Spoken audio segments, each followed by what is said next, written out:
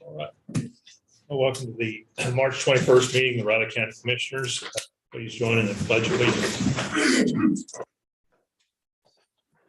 Pledge Allegiance to the flag of the United States of America and to the republic for which it stands, one nation, under God, indivisible, with liberty and justice for all.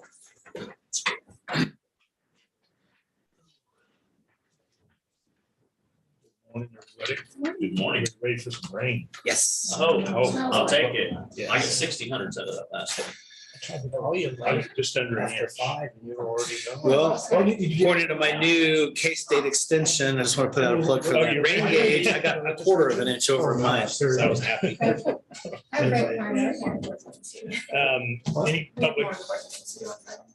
Any public comments? Yeah, I saw what you were doing on Friday. Public comments, if you have.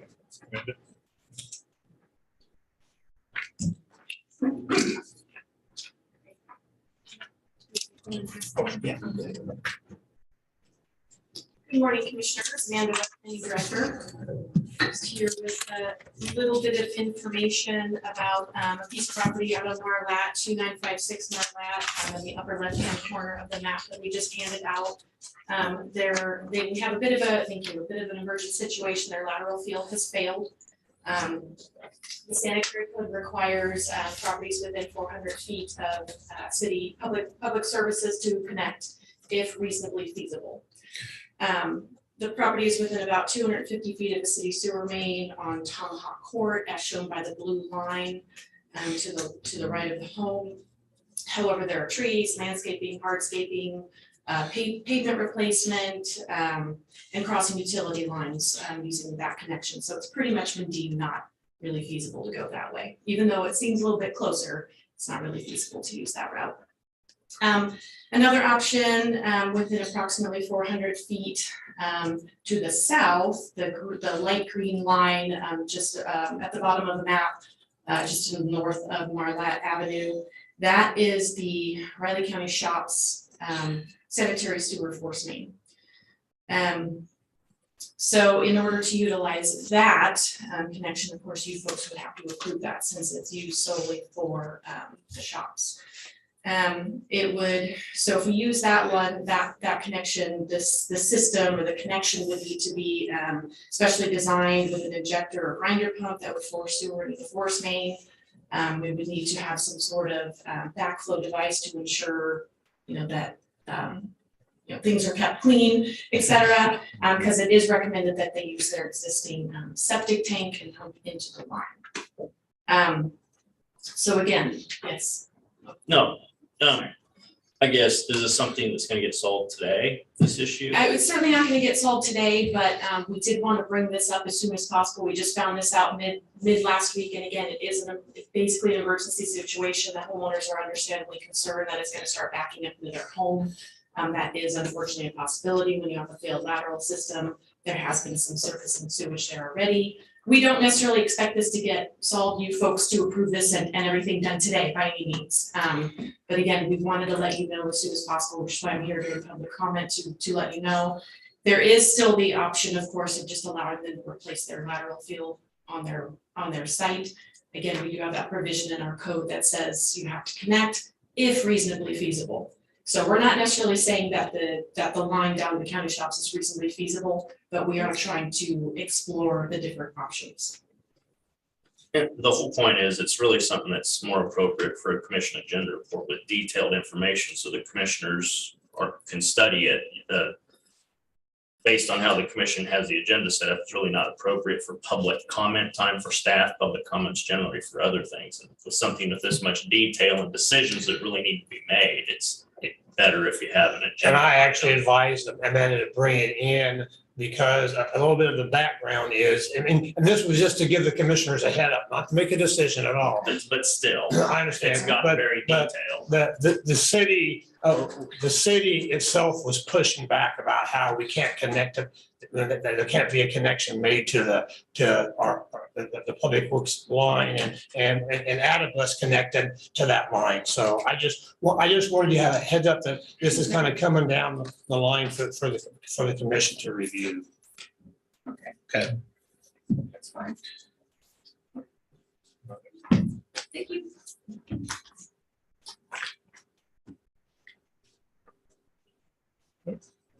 Any public comment for the commissioners?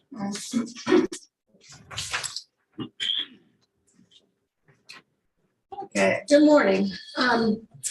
Last Thursday afternoon, I attended the special law board meeting held at our chambers.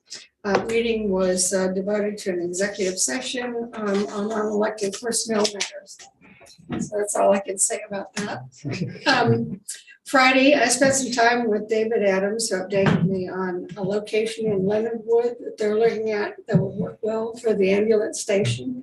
They've been working diligently on supplies needed for the SUV and the new ambulance with the numbers. He showed me where they're at and, all the issues they're having trying to get things down, but anyway, but they should have something ready for us. He was hoping by Thursday. Afterwards, I met with Julie Gibbs, who had just returned the night before from spring break vacation in the Bahamas. And we discussed about the testing and numbers, and they have had a couple of promising interviews for the clinic supervisor position. One of them they lost to another county, and the other one was still pending. So, sounded like it was dollars that couldn't come up to for the person. Saturday, I rode in one of our Raleigh County Fire Department brush trucks with volunteer Ben Meyer and the St. Patrick Day Parade. That was a lot of fun. A lot of spectators out and watching the parade, lots of participation with parade members, and lots of people. And it was a lot of fun to see everybody out again. A good day. Afterwards, I had brunch with Senator Tom Hawk and his wife Diane. And so that was really good to catch up with them too. So that's all I have. John?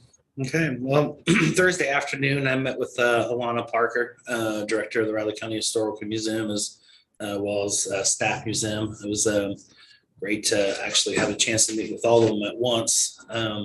Haven't had a chance to make it over there in quite some time, obviously. I know that the last 6 months have been incredibly hard with the passing of Cheryl and everyone over there, but I still like to think that from my perspective, they're doing a fantastic and amazing job considering the circumstances, and should be commended for that. And just everything else that's kind of gone along with the way there. So it's been a reasonable amount of time discussing some things, both as a museum and just segregately. So it was good to do. And Lana was the last person out of the staff list. So I've fully had the chance in the early part of the year to catch up with everybody. It took a little bit longer than I maybe had wanted, but we're able to get it completed before, I guess, the first day of spring. So that's when, I guess.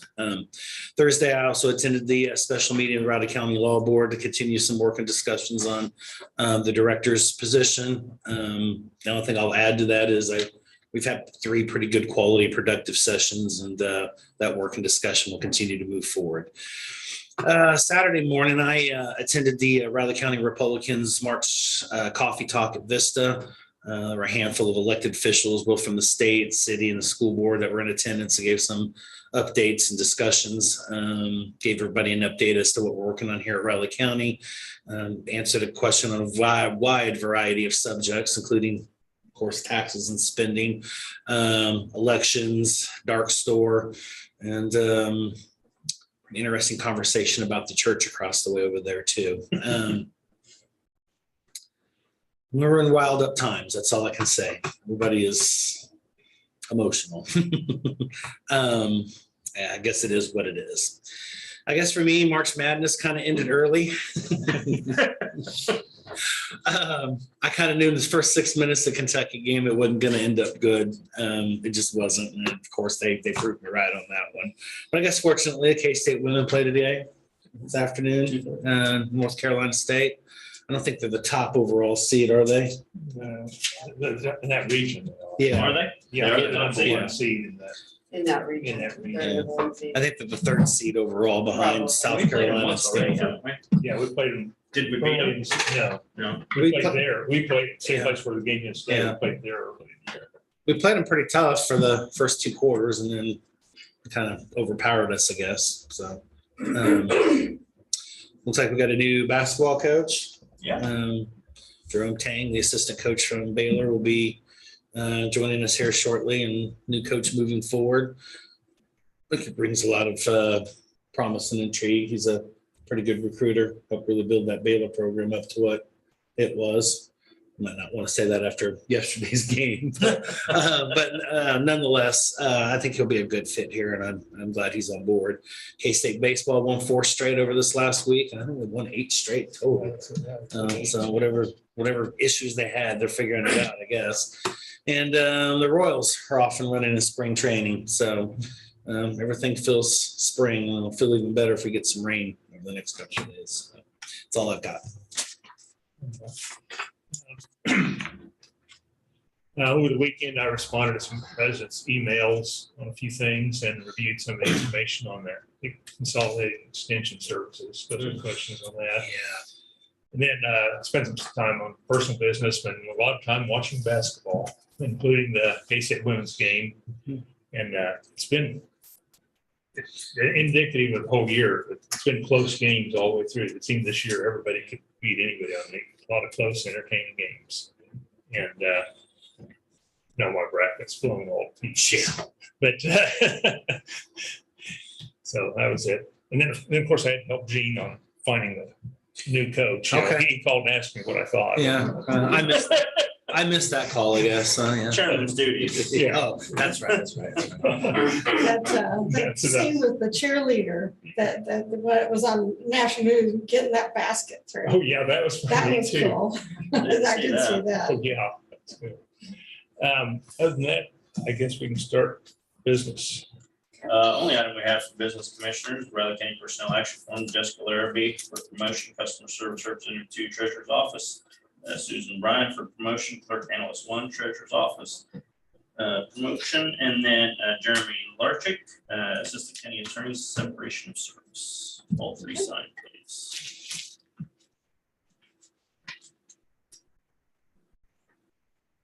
And then commissioners give the chairman a notice that I think Greg McClure, or Greg Zenny wants to get on the press conference as well. Oh, So there will be one additional press conference item after the first one. The commissioners have any corrections to the minutes? Anyone like to make a motion on minutes? yeah, go ahead and make a motion that we approve the minutes as written from the March 17th, 2022 Riley County Commission meeting. I would second that. Moved and seconded to approve the minutes of the March 17th meeting. All those in favor? Aye. How the tentative agendas, commissioners? Any items for next week's press conference?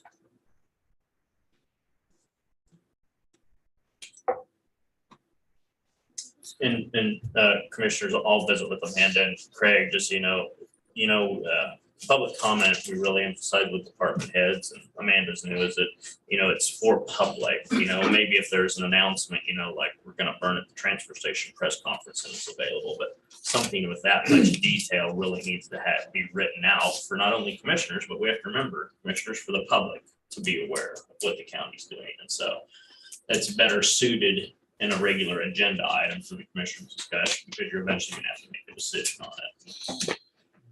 Well, I appreciated the heads up, so, it's. And like she said, they had found out midweek last week, so they'd had plenty of time to do that as well, so.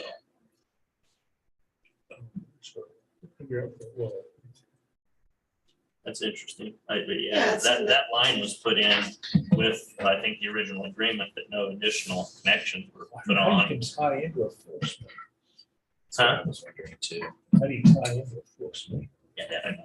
That's. John Ellerman's question. Yeah. Thank you, commissioners. Thank you. Thank you. Next commissioners, we have Danny Halgren and Lee Wolf, Cons of Prairie Community Health Center at 9 o'clock.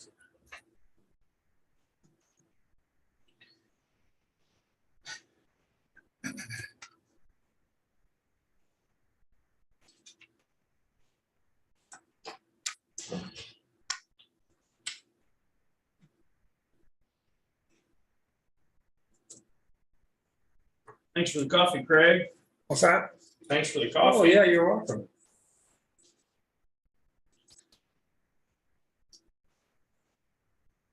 I know that's very fancy coffee.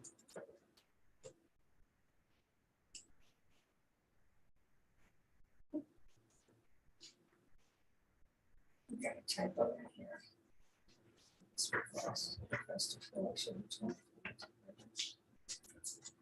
Well, it should be. You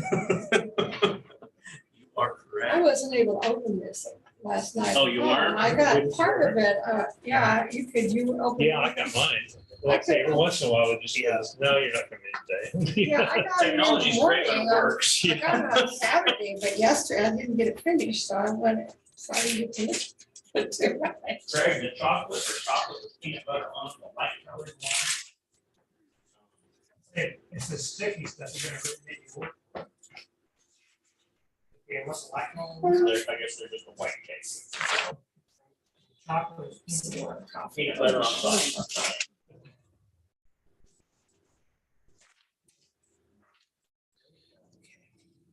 Don't worry about the wrap. You can just keep it off of there.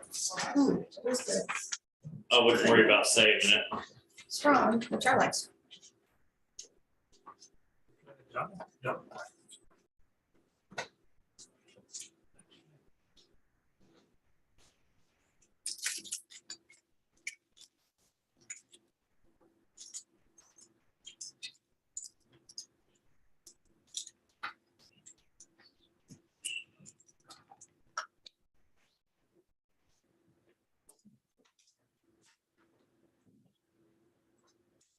I guess Christian's drowning his sorrows too from his bracket and didn't come in today. Be on vacation. Yeah, Oh, he was that's skiing- right. He was skiing. Well, wasn't ruined his vacation. then. Yeah. he? It was good game. The SEC and the Big Ten didn't fare real well. How about Old Tech? Man, it was pretty solid. What about Iowa State? Yeah. Well, the new Big 12 is going to be fun. Houston. Yeah. They were- Cincinnati, if they get, They're good in football too. That's what's got me excited for those teams. I think it'd be better. I keep finding myself still rooting for Oklahoma and Texas in the tournament. I gotta realize I need to quit doing that. It's not the Big 12. They're traitors. That's what, see what, one day, the first 2 days, I guess, Frank Martin was on one of the panels, discussing in between. And then yesterday they had Huggins, I saw Huggins. And it's funny, because I was watching the Texas game, and he kind of, they asked him about it, he goes, and it was, because they can look really good. And another day, That's good. they just don't seem to be able to put it together. They can't. See, that's what you kind of described K-State basketball at times to me, and that's what's been my biggest frustration. It's like you can see so much talent there and potential. Yeah. And other days you wonder what the heck we got. we need to be able to keep Pack and Knoll and Lincoln Sigel and Bradford for a really good solid foundational base. And I wish we had that Smith back. Yeah, take him for a couple more years. He's a physical specimen. That's, and he just never did get it for in Missouri. Well, and he'd been to 2 other colleges, and that just says so much about the right fit. It's even, like I say, within an office. You look for a fit within the office, and it's a sport like that. It's that which style is your style, Because Missouri people were saying, "Oh, you took." They're. I know. Are you? Well, I heard one of their sports writers from there saying, "Yeah, it's about an even swap, because they got our guy, and he says, he's not going to light anything up, but he's a solid player. That was wrong." Yeah. We definitely got the better end of that trade. Yeah. Oh, yeah. Who'd they get from us? Oh, those guards. John, you remember which guard of ours? Gordon. Yeah. Wonder how he did for them. I think like he we did got the better of that trade. Like he did what I'll for say. us, He did okay, but he's a contributor a little bit, but nothing great. it's supposed to be the almost the next best thing coming out of Chicago when we recruited him. And I don't know. The Gordon. Yeah. Kind of behind the 8 ball on basketball recruiting at this point in time. That's kind of the tough thing. Well, Yeah, but I think the the transfer transfer portal, portal is still open. That's where, Oh, it's going to be really open here shortly. and I think we're gonna look attractive, especially if we can keep that nucleus to some other of the better guys on the transfer portal. Yeah, I do With too. the tie to Baylor. He's got ties to Texas, Louisiana, and New blood coming in and coaching. Yeah, I'll be curious to see if he keeps any of our systems. that's what I'm wondering. We'll see. but we're also, people asking, was it Alvin Brooks, that was assistant here for a while, is at Baylor now. Really? I didn't know that. Also hearing that LSU is taking a pretty long look at Scott Drew. So Oh, really? there, yeah. And they can. David, how you doing? They can work a bucket of You money. good? Oh, I can. Pleasant temperament. Yeah, Plus, North they're Carolina. fixing to be under some sort of sanctions or stuff, which Baylor kind of started. I understand that. I'll check back with you at 4:30. They've got. Yeah, that's how my days have been going consistently for the last month. Right, Mhm. buyer beware. Of course, it also is like, God, where'd the day go? You know.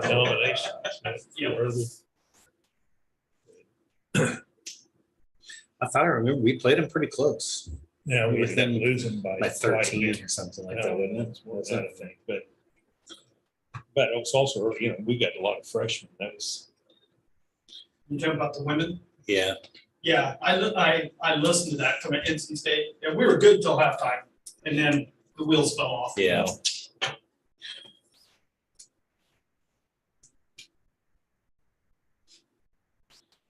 By the end of the season, you can, and if you played as much as them, you can't really say you're a freshman anymore. Right. So it's time to show up. I think that the women's team kind of maybe ran out of gas a little bit towards the end there, but had plenty of time to rest, so they should be at their best. I mean, The first half Saturday, they looked like they had been, they just, and then all of a sudden, it just clicked. halftime, they got it Yeah. together and started playing like they were, so.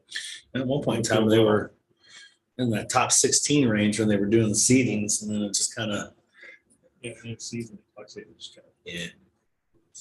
But they the got future looks good almost there. everybody back and some big recruits coming in too. But they do have some big recruits Yeah, coming They in. do. Any more size? Yeah, there's, Yeah. There's a couple of, One of them We're from, gonna have to replace Aoka in a year. one of them from Kansas, McPherson or There's two something. of well, there's two of them in Kansas City, Missouri, I think, but they're rated higher. Yeah, one, of them, somebody. Yeah. Oh, glad we beat the old coaching staff. Yeah, I know, right? And the old president. Yeah. Uh-huh. And now, Schultz. this next game, North Carolina State, we just took that's where President Linton came from. Oh, it is? Yeah, he was at North Carolina State. as a Didn't realize that. Isn't it amazing? I'm gonna bring in the doll sport. Anybody watch golf yesterday? Nope. Did a little bit. Did you see the final playoff hole No, when the guy sunk that 30-foot putt to win it? oh, no Oh, kidding, wow. nope, I didn't And know. actually, in golfing terms, it came to the hole, circled all around and came in the side door. Wow. Yep. Yeah. You make those all the time, don't you, Dave? No, It was quite, it was quite played 9 on Saturday, and it started off well, but I faded about the 7th hole. I was starting to fade, so Are you getting ended or what? I don't know. No, it's not being winded. I think it's just that concentration is what. people think that golf is not a raw athletic sport, but I mean, you're right. I mean, It's you can play well, and then the last 3 holes, you just don't have it. You just Don't, and I I don't know about incredibly athletic. I went up, I went to, I worked out. Do you walk it or park it? You do, yes. Yeah, see, Rich, if you walk it, you gotta have stamina. I think I You do, walked, if you walk. I had a pedometer one time, and I played 18 holes, I walked over 4 miles. I probably did that when I played 9 holes because I was. Well, the joke there is that you play Army golf, left, right. I play once about every 5 or 6 years. Somebody dresses me out. I remember one of It's the about first the times. same here. I'm not much of a golfer. My father-in-law's a big golfer, so he drugged me out Who'd you one play? time. I never. Played 9 holes. I haven't played golf for a long time, but I got back. my son's taking me out to First thing turned on the golf. Cold, way beyond. Oh, yeah, me I too. shot And he can play golf. Tom Watson. You know, so I just He learned did it now. I'm just caddying. Yeah. You know, but I never been to Stack Hill. It's a real nice golf. course. It is. You don't have to tell anybody that. Yeah, It's not that was really just part of it. business, You man. know, it is just. That's what we played a couple times with my No, brothers and my dad. One of my brothers. was his it- dad was really- it's private. Well, you can, One of my I mean, you brothers can was, walk on and pay. Oh, yeah, okay. Dad and I Roger was be on off the here. last year. My brother and I, we just bring chicks at each other. I would have to take some lessons. Oh, yeah, I would. Baby dad, Yep. waiting at the next hole. Even when I was playing consistently, my driver was never very good for me. I could hit irons. I might be You know, about I double just- that. I- but Last time was probably 25 years ago. Go ahead. Two of them were bachelor parties, so it doesn't really count. And for me, it's either one or the other. That's amazing. Oh, yeah. You know, I can hit a 220 foot drive right down the Once in a middle, while. and then I can't get that iron for anything. But then- Or I'll slice or I'll hook a drive, but then my iron shot be like, oh, thank you. Ball is bounced up. I had a commissioner Rackets up in behind. Harvey County, he was an older guy, you know, and he played golf and usually the teams, you know, and the teams wanted him because he wouldn't hit very far. But everything he hit was Right. right. So particularly when they got close to the green, they wanted him to take the iron, you know, and I can't remember, but it was on all. Because I didn't watch the game, but they kept showing. I got- game? my son played golf in college. It was and my amazing. daughter They kept showing the clip. I don't know She if went they to in between other games. Southern Nazarene, her college, and they I were. didn't sleep real well Vincent last was the night. Benedictine, they won the NAIA College Sports Division. I was up. My daughter-in-law's golf team at Southern Nazarene won the NAIA Women's Championship 2 of the 4 years she was Oh, no there. kidding. I used to Yeah. open it. So- Yeah, we had the So window. their kids My play windows golf. open, a fan, it wasn't that, it just. No, Yeah, that's what I meant. I got just- I got a cart, you know, a little push cart Mine, that breaks but- down. Oh, yeah, but I mean, to me, walking was golf fun. Oh, I got it all the I stuff. don't know why. I mean, I've had people talk me into riding a car, and it just takes something away from the It game. does. I enjoy the walk. Microwave break. On the card would be the fun part. I mean, that'd be the enjoyable part, racing around. Yeah, I used to do that when my husband used to play golf a lot. I You just did the- drive the cart all the time, it's fun. Okay. So, former city councilman of Riley. So Yes. did Riley allow golf carts to be driven in town?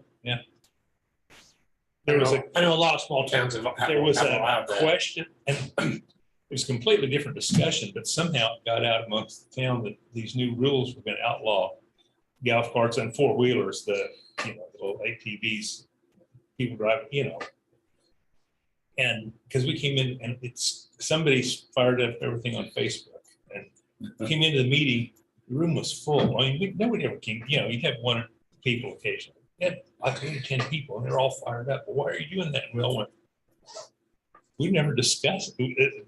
Well, and we didn't ever find out who started it and why. Oh, you never do. But somehow we were talking about a municipal court for primarily for property, claims and stuff. And somehow they said, oh, when you put, you're going to put these new rules on that disallow all this and everything. We all looked at each other going, what? Nobody knew where it came from or why. And these people were all fired up because that's why were we doing this? And no idea where it came from.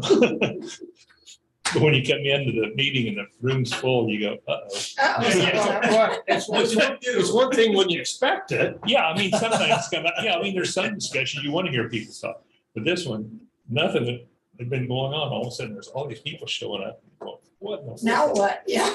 All right, who did it? Yeah. And like I said, it was a big discussion. It was more of the ATVs than the golf Golf carts. Yeah. Morning, Lee. Morning, Dan. Yeah, the ATVs get a little crazy sometimes. Yeah. Golf carts can't, they, much.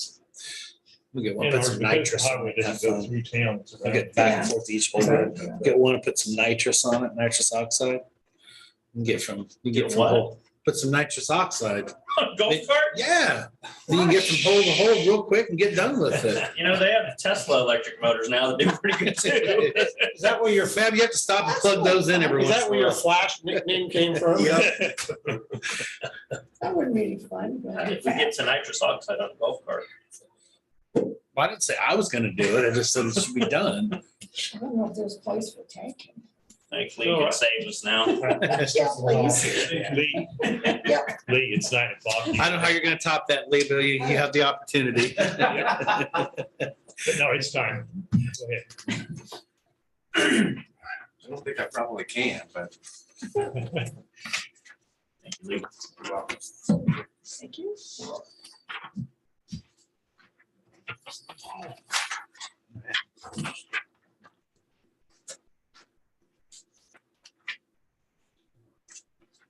Thank you.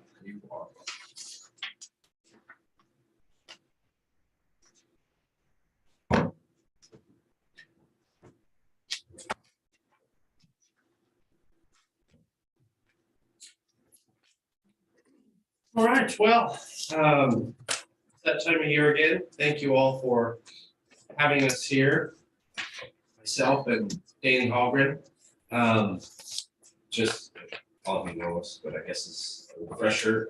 I'm Lee Wolf, CEO of Consberg Community Health Center, and that is Danny Hallgren. She's the operations officer of Consberg Community Health Center. So kind of our quarterly update to the commission. We have our annual UDS information that we submitted to the federal government. So kind of a synopsis here on your handouts of our annual data service area. So I'll kind of expand on that just a little bit and get into a little bit of the meat and potatoes, but not much, kind of the combination of that, the Reader's Digest version. So obviously, again, thank you all for taking the time to have us come and take time out of your day for us to give you guys an update. And obviously, those seats that you're setting in require a lot of time and effort, so that is much appreciated too. I know you guys probably get more, why don't you do this instead of thank you? So thank you though for what you're doing. So as you can see, the overall numbers for the year for 2021, Cons had 12,804 patients. We were down in individual patients just a little bit from the prior year, but we were up in total clinic visits, 33,581 in-person visits, and 1,883 telehealth visits. Of that, a little over 3,400 patients are from Riley County zip codes, and just under 8,000 visits are from Riley County zip codes. We have more than 120 employees in both locations, specifically in Riley County at our location, even though it is a small location, we currently have 25 employees there. And then we have some employees, we were able to get a couple nurse practitioners move on from our practice last year, but we were able to hire 2 new physicians, which is nice. So we have more physician presence at the Riley County Clinic, which is really nice. I think patients appreciate it. And then we also have 2 dentists that work there, 2 or 3 hygienists, and an LSCSW. And then we also, our physician currently does medication assisted treatment for opioid addiction there. And we're working out with a company called Integrated Health Services that will be able to provide us a psychiatric nurse practitioner. It'll be virtual, but we're going to set up in our clinic in Manhattan where we'll have that provider there to provide psychiatric services and then also continued expanded medication assisted treatment. So overall, roughly, if you look, you see economic impact. We had a little over $4.6 million in healthcare savings. The way that is calculated is it's compared to private practice or the emergency room. Coming to our clinic saves patients about $1 per patient per day over a year. Total generated in economic activity. The feds figure that at, for every federal dollar that we have, $4.43 of it equals out per grant dollar that we put back into the community in economic impact. So total of a little over 9.1 million in economic impact activity, and then charity care to our patients in amounts of copays written off or total balances written off, or in general free services, both appointments, visits, or medication, a little over $2 million, almost 2.1 million. About 15%, we have a total of $14.5 million budget. About 15% of our budget is grant related. And we track health outcomes, how healthy our patients are, how we're taking care of them, related to other health centers in the state and health centers nationally. So we are in the top 10% nationally in both our patients that have controlled blood pressure. We have just under 900 patients that are diagnosed with hypertension. 82% of our patients have controlled blood pressure, and about 500 of our patients are diabetic, and about 81% of them have an A1C less than 9. So our providers have worked hard, and we've tried to take advantage of a lot of resources and given our patients equipment to where they can track this information, monitor it remotely, and it sends it to our electronic health record. So we can follow up with our patients and make sure for those individuals that can't get out, can't always get away from work, transportation is difficult, whatever the case may be, that we can still monitor their chronic conditions and assist them in managing. You'll see there we've, our services have still remained the same. We do have health, what do they call them? The outreach. Community health workers. Community health workers that we were able to apply for a grant, and we have 4 community health workers, 1 specifically for Riley County. 5 total. 5 total. Yep, and 1 specifically for. Yeah, and so we have 1 specifically for Riley County, making sure that she is involved in all the local meetings that we're at the table, that we're where we need to be, and we're involved. It is just hopefully as COVID slows and we can focus more on expanding in our operations and growing what we're doing, taking care of more patients and improving the communities. That's kind of where we're getting back to, which is nice. Obviously, I think COVID will be something that's in the background, but hopefully if we can get the media to stop talking about it every day, at the beginning, at the end, and somewhere in between, and we should just take care of patients, that would be really nice for all of us. So that's, I guess, everything in a nutshell. You guys, any questions? I think it's interesting, you guys, well, I don't know if it's interesting is the right word, but 20% of your clientele is still no insurance or not using insurance or uninsured. I'm sure there's quite a bit of impact with that. Yeah, there really is. You know, there's that uninsured number, it jumps around a lot. When we started, when I started at Cons, it was a little over 50%. Now we're down around 40%. I think Because what we want to do is what we have the opportunity to do. There are some times where patients might qualify for a medical card through the state. We can get them on that temporarily, get them following up to their appointments, get them healthy, get them where they need to be. And then get back to the point where we can provide them with some resources, get them working, then they can get off that and get on their employer's insurance. We had probably one of the cases that really excites us the most and justifies why we do what we do. We had a patient that had been an addict for over 10 years, hadn't had a job, nothing. And obviously, however you want to phrase it, he's always be battling the addiction. But going through our medication assisted treatment program, within a month or two, he had a follow-up appointment and came in to the clinic, his appointment in his work clothes, because he wanted to see that, he wanted to show the staff that he had a job, he had an apartment, he got insurance, he was paying taxes, all those things that he hadn't done for over 10 years.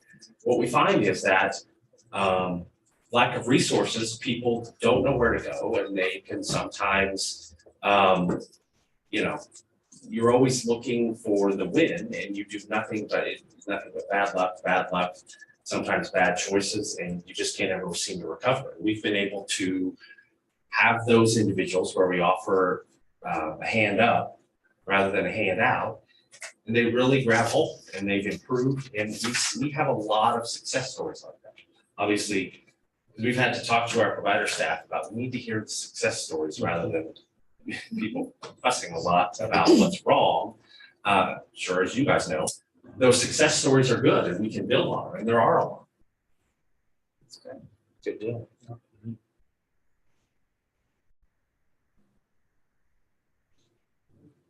I applaud you for all your work. Yeah, thank you guys very much. Yeah, we appreciate you. That means a lot.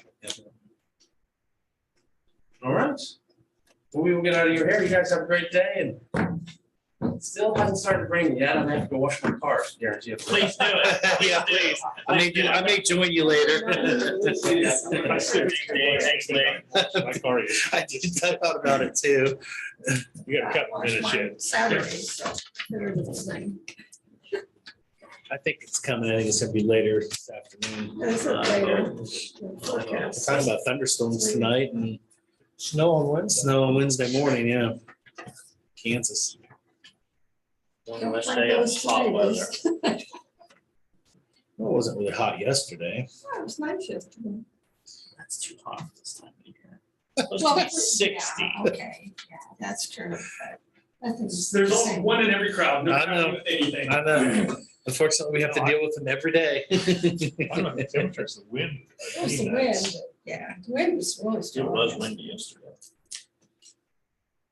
Ran into a bicyclist that I know on the Antwerp and she was really struggling with the wind. She says, if it was okay where we were. We had trees around us, but she was going clear up on the ridge and then around. Oh, Wind gives you a good excuse on your golf game, doesn't it, Dave? Yeah, I try not to play in the wind, because then I don't know if it's me or the wind, so. But then naturally, you just blame it on the wind. Right. It's all the wind, It's all right? the Yeah. wind. You got a perfect game except for that. Yeah, if the wind would have been good, I'd be professional, but.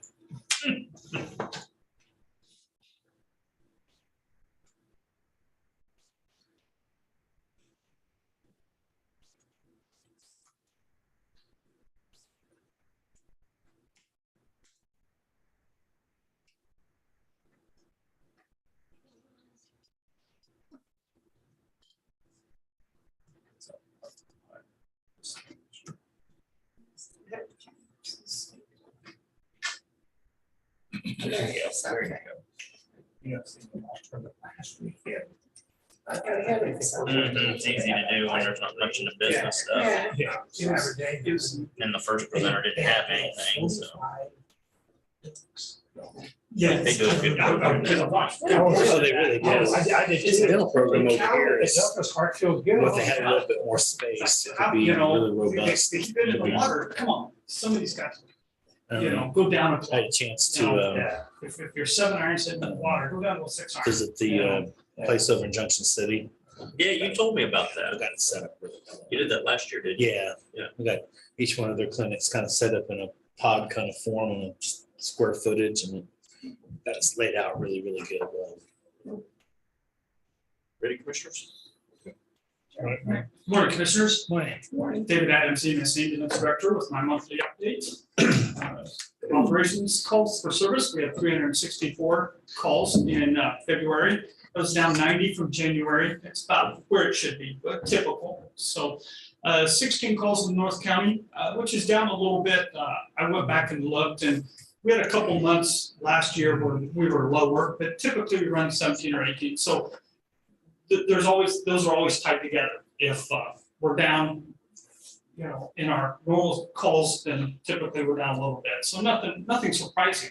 You know, like I said, there were some couple times last year we had 14 calls. So breakdown of the call volume by station.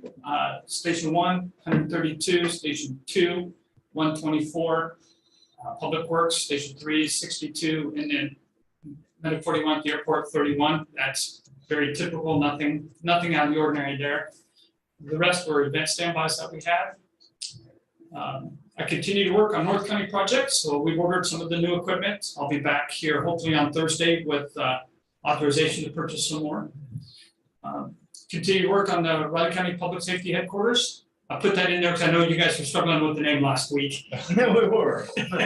Well, I was watching. Is that what we're actually calling it? That's what we're. Okay, that's what I That's what thought. we recommend. That's what. That's fine. I got the indication that we're going a different direction. I'm like, No, oh, okay. that was just, everybody was confused and Okay. John couldn't remember, you know, it's got 4 or 5 projects going on. Yeah. David pushed for the Adams complex, but we They, said. they said I have a complex, but Yeah, not in name only. Sorry.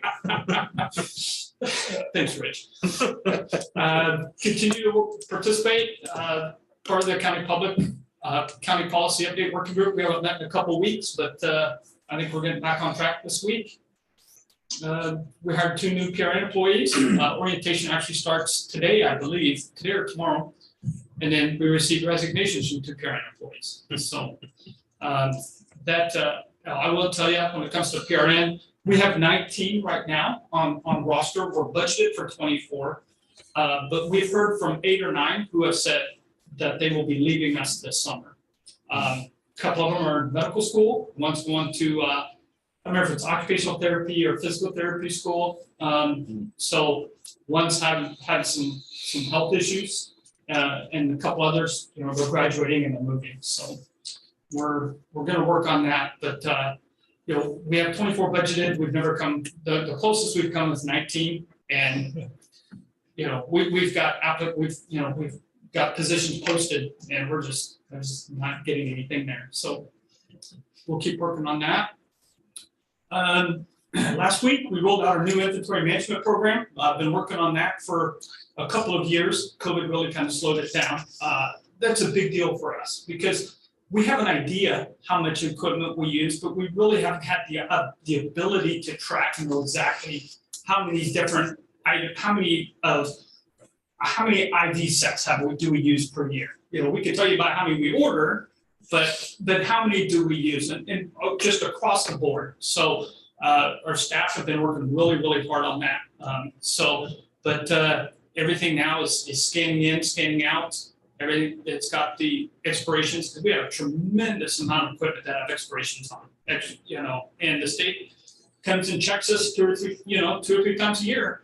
And, you know, one time they give us 48 hours of notice, the other times they just show up and they'll just start going through your trucks and start looking for things that are expiring. So, but it's really going to help us and identify how much of the equipment that we use so we can order a little bit easier. Our captain that does ordering puts a lot of time in it, does a fantastic job. You know, it's just, we're using some software that's available to us. So we're bringing this program on, we're shutting another program down. that just wasn't as robust. So. And then radio programming update, with the radio system that went live a couple years ago, part of the contract was all services had one free reprogramming. After you used it for a couple years, everybody sees, oh, you know, this worked, this didn't work, this was good, this wasn't good. So that will be finished up for our department today. Everything else is done. They've got to do the supervisor vehicles. So they started that this morning. I'll take mine over when we're done and we'll get that done.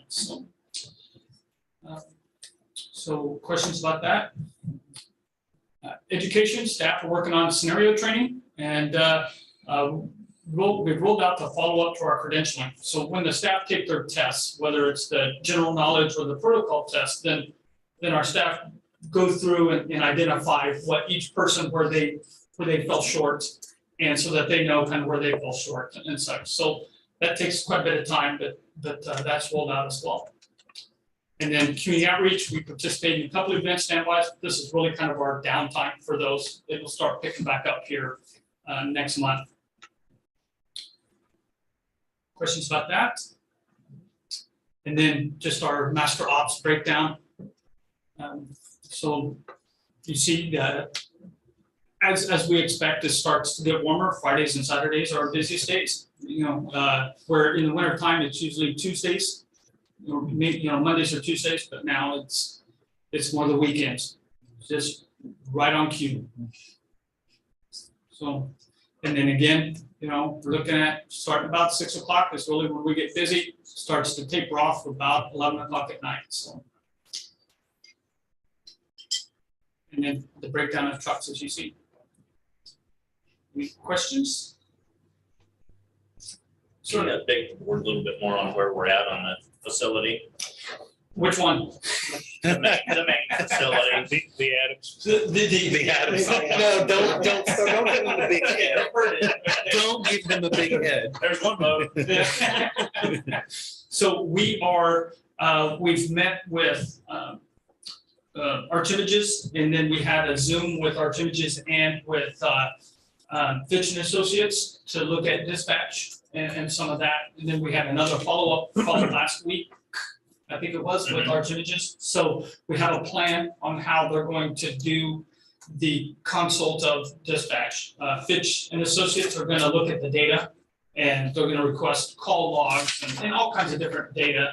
Archivages is gonna come in, look at the physical location, and use NFPA standards, National Fire Protection Association standards, to say, okay, this is what a standard dispatch, they call them a seat, what a seat looks like, well, how much space they have, how much space between them and the next person, and things like that. So between those two, then Archivages will come back with a recommendation, whether it's good where it's at or what. So, and then I think, Rich, you may know more about this than I don't know if it's gone to Clancy yet, the contracts, or.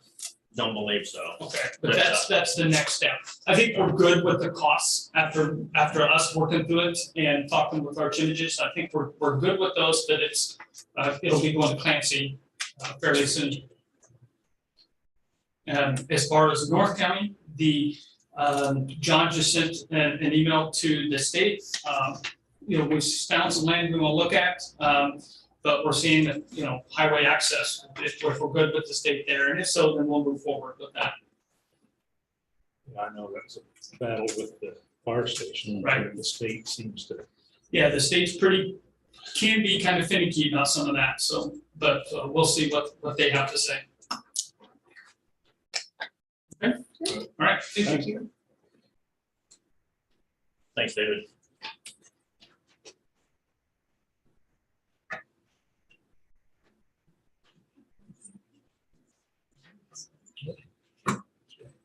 I saw you running from that next week. Yeah, got the check. So I already checked that part. Check it.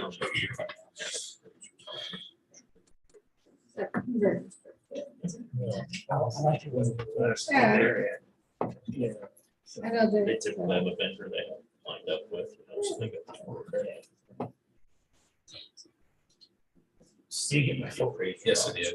I'm tied up this morning. I'll call you. And it identifies that, so that's why they clear that.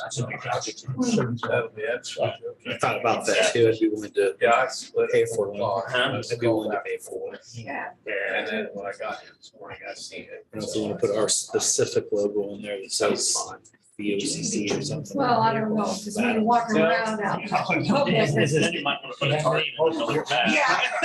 To be honest with you, it doesn't matter either way on this. Yeah. Random people just come up anyway, so that would never be a matter.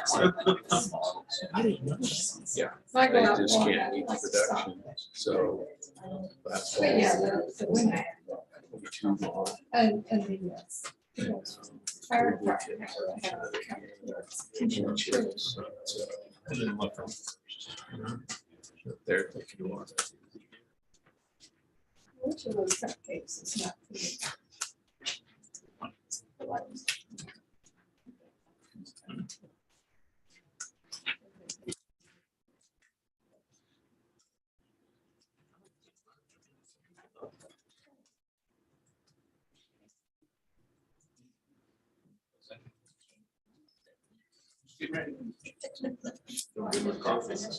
Yeah.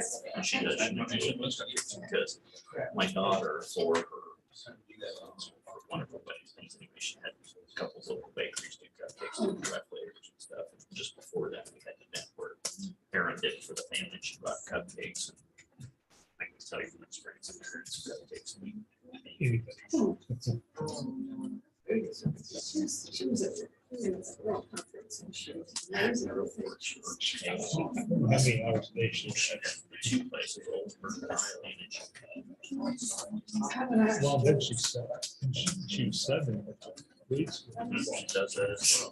I don't know. And she has 3 young kids. How did she do that? He told you she's got more hours a day. I don't know. Yeah. Works her tail off. That's what you have to do in business. She does. She's a go getter. Very proud of her. Yes. So she's your daughter-in-law? Niece, okay. Yeah.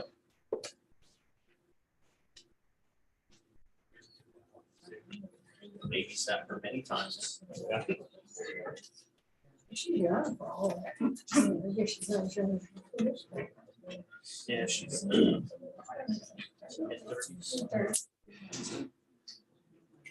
I have a four kids, but she's gotta be closer to later thirties.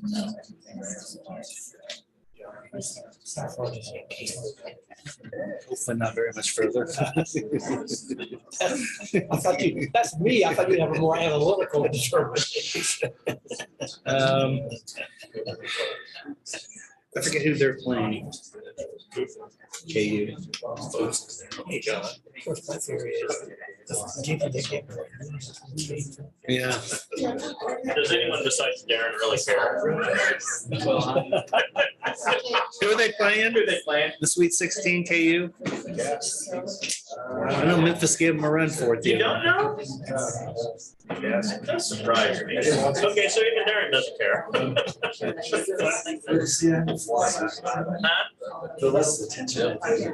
Gotcha. We'll start paying attention.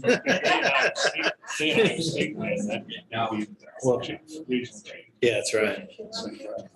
Nice to see Tech win too. Yeah, Darren snuck through our screening process.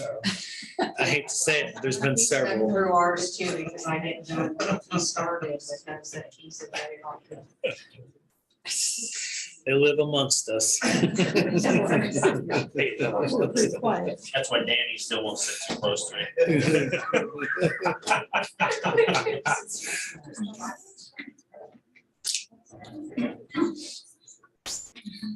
Morning, Greg. Morning.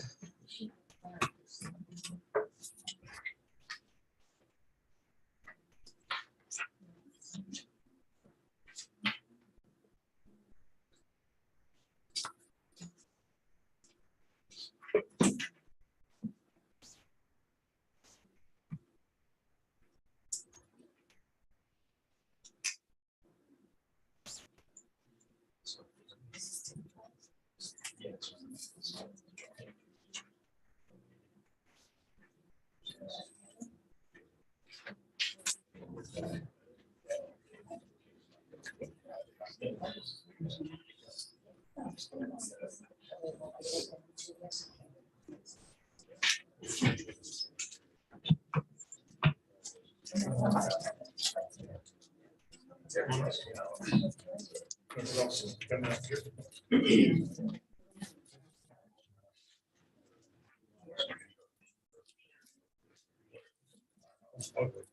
don't know, whatever.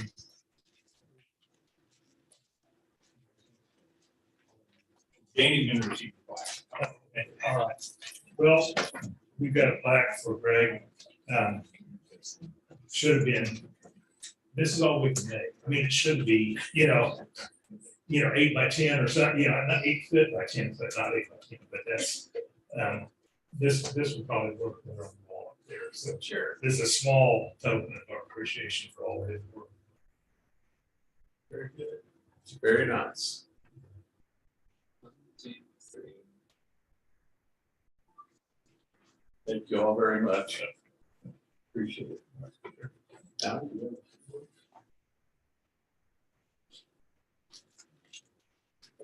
we were asked to write some words to honor Greg, and Lisa McAdams did. She wrote some words. We asked her to do that, and she got some help with that. She intended to be here to read those today, but due to circumstances, she could not be here.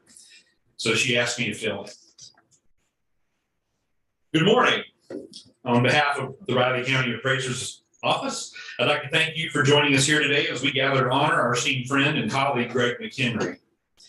This narrative is a mishmash and culmination of several on Greg's staff, both current and previous staff, who contributed what stands out most when they remember him. There are a multitude of ways to describe Greg. He was strong, kind, calm, civic-minded, dedicated, honest, proper, and a gentle soul. And that's just the beginning. There are many more ways that we could honestly describe him. Greg attended and graduated from humble beginnings at Clyde High School and went on to Cloud County Community College and earned a bachelor's degree in agricultural economics from Kansas State University and was dedicated to all things K-State sports. EMAW! Greg went to great lengths to explain and educate to Riley County taxpayers about the appraisal process. He spoke to over 30 organizations, clubs, and media outlets. He developed a social media video, Who Are Appraisers? A video that has been viewed and purchased by over 130 jurisdictions nationwide. He was known for his expertise and his appraisal knowledge. He was well known and well respected in the appraisal arena, not only in Riley County, but throughout the state of Kansas, nationally and internationally, having served on numerous boards and committees throughout his career, particularly with the IAAO, the International Association of Assessing Officers, and with KCAA, Kansas County Appraisers Association. Greg began his career at Riley County in 1988 and served as a deputy Riley County Appraiser from 03 to 06, before being elevated to Riley County Appraiser in October of 06. He also served as the Clay County Appraiser for 6 years in a dual role while working for Riley County. He was an advocate for the Kansas fair and equitable property valuation process. While serving on the various boards and committees, Greg successfully guided the office performance to sales and ratio procedural compliance scores that were among the very best in the state. In 2010, he led Riley County through the conversion to the new Orion appraisal software. He kept his staff current with the most up-to-date software and hardware in order for them to perform their jobs to the best of their abilities with updated aerial imaging, Apex sketching software, and Microsoft mobile office tablets. Greg leaves the office with 5 RMA and 4 RES designations among his staff. Greg achieved the IAAO Assessment Administration Specialist designation and the Kansas Registered Mass Appraisal designation. He elevated office expertise and appraisal knowledge and rewrote job descriptions to capture just how much education and knowledge and experience goes into the appraisal industry. His towering presence was always inspiring. His reassuring words put us at ease. He educated his staff and encouraged our growth in the appraisal industry. Greg always believed in his staff and has supported us even when we didn't believe in ourselves. And if you really listen to him carefully, everything was a learning opportunity. His full support was unwavering. We are who we are today, much to his efforts as a team leader. Leadership is about making others better as a result of your presence and making sure that impact lasts in your absence. And without a doubt, that is what Greg did. He will forever have a lasting mark in Manhattan and Riley County. One thing Greg always told the staff, and we all appreciated him so much for this, was that family comes first. The work needs to get done, but family still comes first. He always remembered our family's names and asked how everyone was doing by name. To remember the names of so many spouses, kids, grandkids, parents, siblings, and significant others made us feel very special. For many of us, the appraiser's office is our home away from home. The staff are like a second family to one another. Greg often made the holidays extra special by hosting holiday gatherings and meals. And we always kept the fun going by participating in our ugly Christmas sweater day. The following are words written by Steve Shirley, our commercial real estate analyst. The appraisal profession is something that most of us all fall into. As Greg always said, most of us don't dream of becoming an assessor. He loved hearing stories and would often ask people to tell the stories of how they became appraisers and assessors. I feel one of Greg's greatest accomplishments in his professional career was becoming the president of IAAO in 21. Going on, Steve shared a story. I was fortunate enough to attend a president's dinner one evening during our conference in Chicago, and I heard firsthand how much the IAAO board and the IAAO employees respected Greg. They touched on how he led with poise, honesty, integrity, and his demeanor never wavered. It was at that moment I realized that these great folks were just getting to experience what I encountered every day at work. I remember feeling so proud of him and with tears in his eyes as he stood and he stated how he could not have done all that they were praising him for without the help of everyone there, and that they all deserved the credit. By him stating that, it shined a light on who Greg was as a person. He always remained humble throughout his accomplishments and was always putting others before himself. That, my friends, is our Greg to a T. We are blessed and honored to call him boss, mentor, confidant, and most of all, friend for all the years we've known him. We will all miss Greg for the rest of our lives. His life will live on in the people who knew him and loved him. And always remember that big white smile he had on his face. And I guarantee you, this memory will always put a smile on your face. I thank you. The staff thanks you. We are very much appreciate the privilege of your time this morning.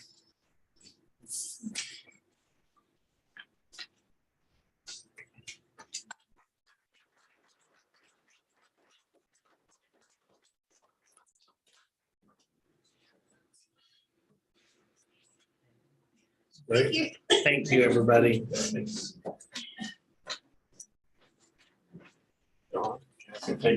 Yeah, that's the least we could have did considering.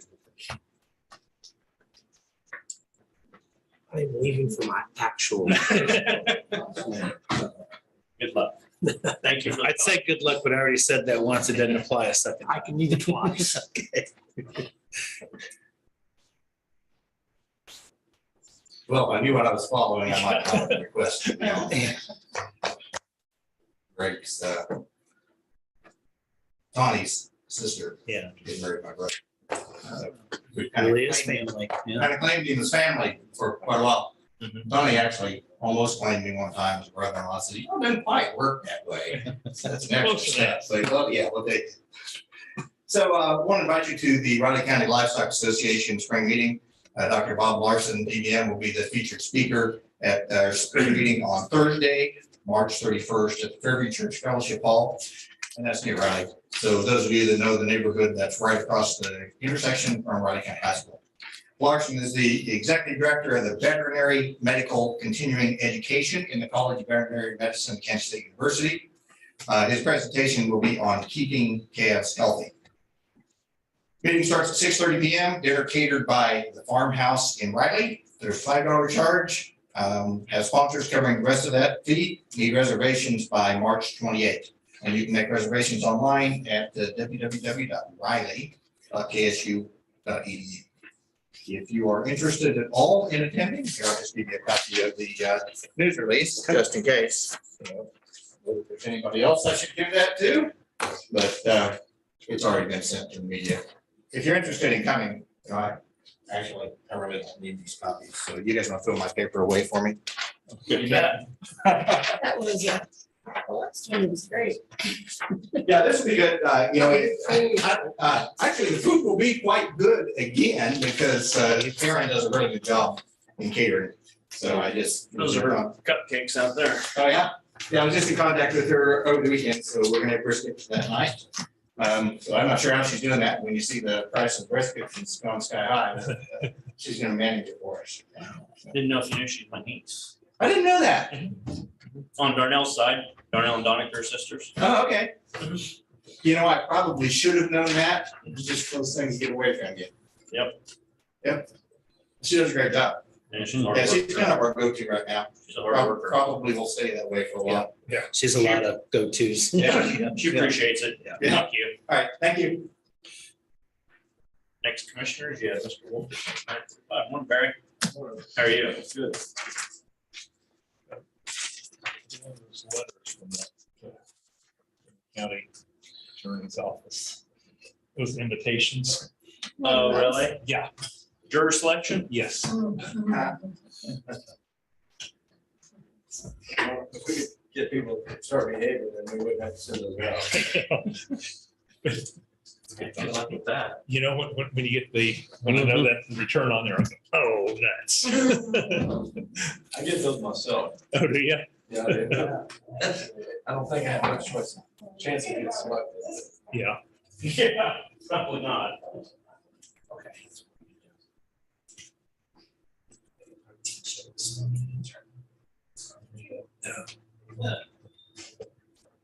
Had one last year.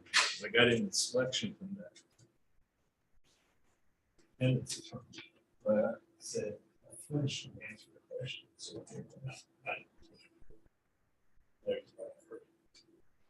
I don't know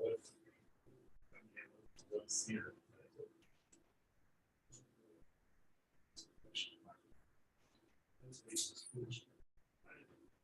But too honest, I think they want to load it.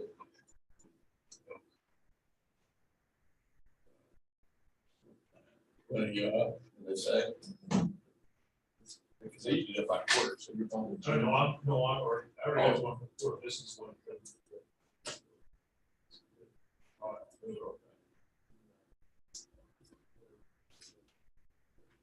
Oh, Kendra Lewis. Yeah. Yeah, I better not talk to these, I may be on that one.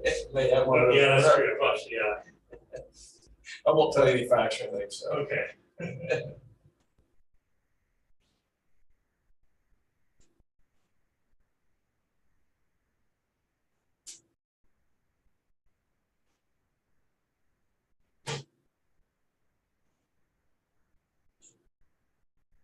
What's the name of it? Yeah, she told me, we went out Friday, you mentioned with her, but Michelle said, I've never gone to lunch with Ferry. I said, well, don't leave to make it happen.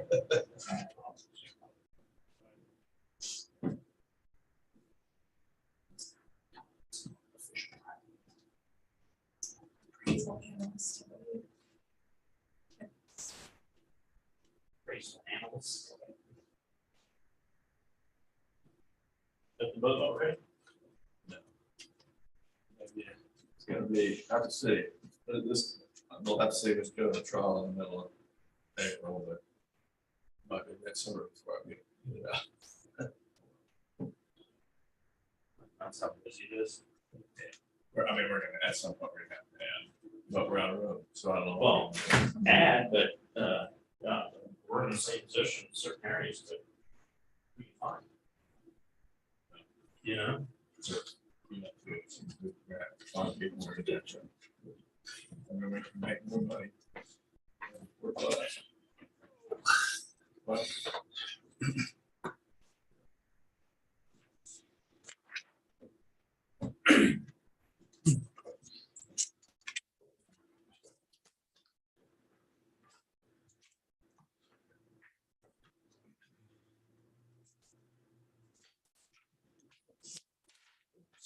Catherine back.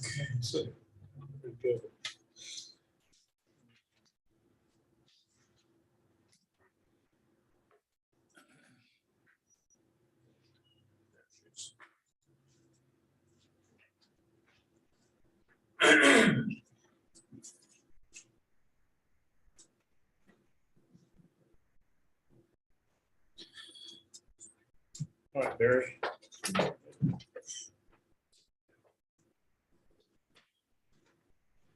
Chairman McKinley and commissioners, I'm here to seek permission to fill a position. This is a budgeted position for the budget approval, I guess, last June. But Jeremy Larchick left our office recently, took a position at Fort Riley, a civilian position. He told me more money, less work, so it's kind of hard to compete with that. But we're in need to fill this position, and so I would ask to have your permission to fill the position. There would not be a negative impact on the budget as it's already budgeted. So we do need it.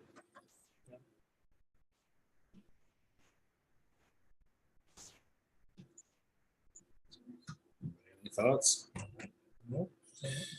It needs to be done. Say with the caseload and everything they're working on it, yeah, it definitely needs to be filled. Yeah. So I'll go ahead and make a motion that we're going to approve the request to fill the assistant county attorney's position in the county attorney's office. I would second that. It's been moved and seconded to approve the hiring process for the assistant county attorney. All those in favor? Aye. Aye. All three sign, please. Thank you, Barry. Thank you. Good luck with hiring. Thanks.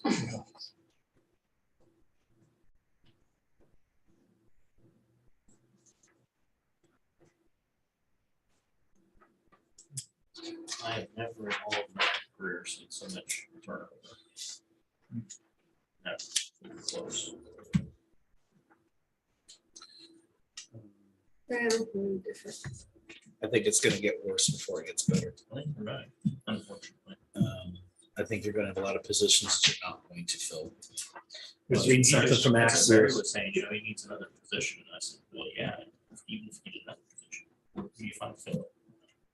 What's the need just fill first year?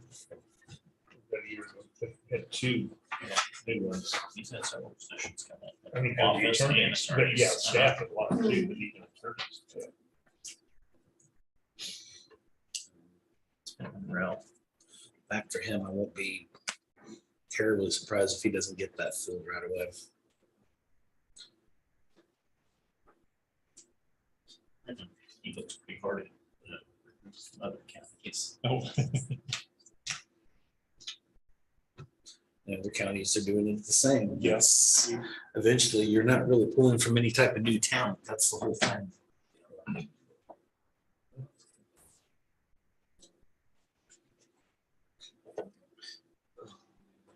$10 o'clock. Had to get some paper towels.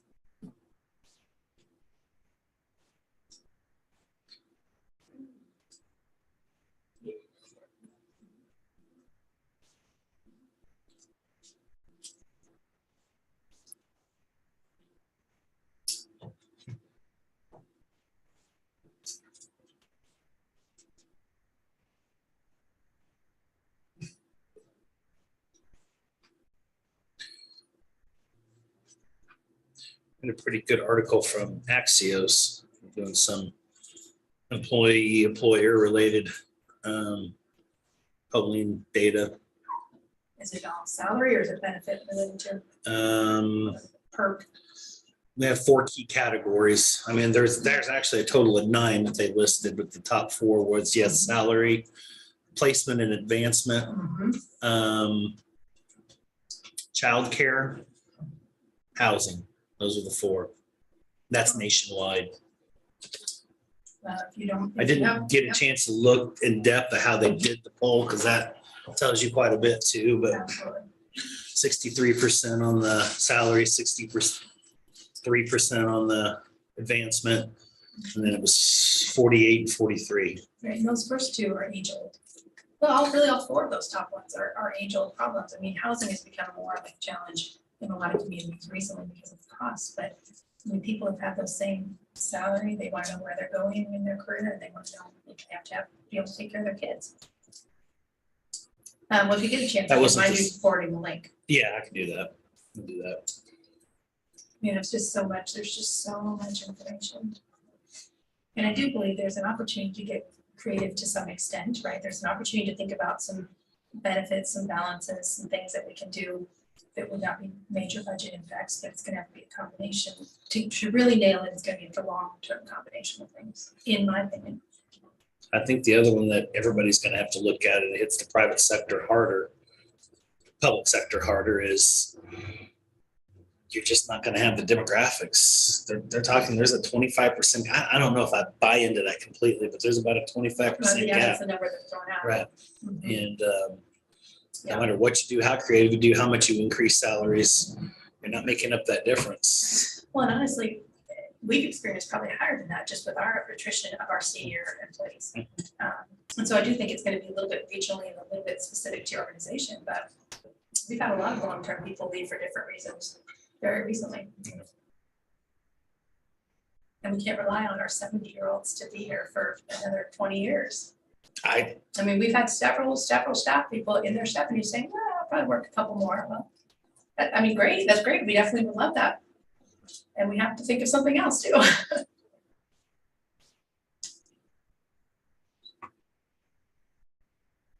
Right, what happens is the private sector can get into that salary and wage war. They can just increase They it. can charge, yeah, Right. they can charge back for expenses, which to a degree, right? But if everyone's doing it, then you're still staying competitive. That's where public entities just and government just they're not gonna win that battle. No, not a race for salary, no. Race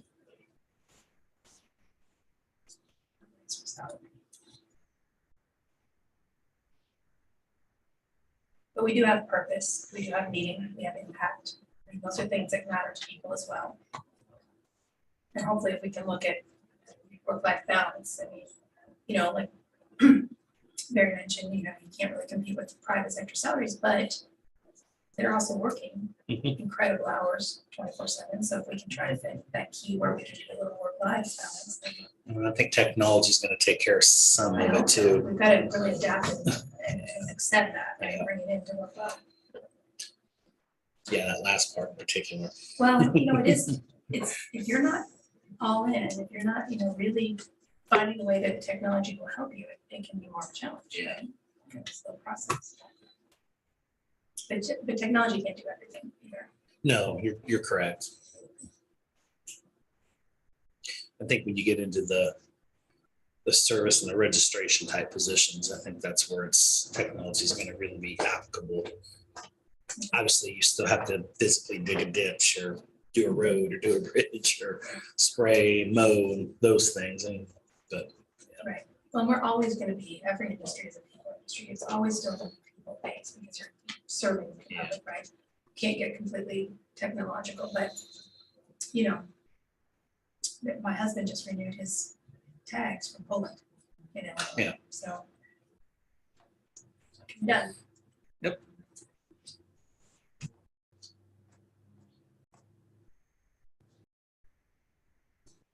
I have a hard copy of that salary survey that they're going to be discussing today. Well, I printed just one off the packet. I don't know, how do to get to the actual chamber? I mean, it's in the city building, right, but then.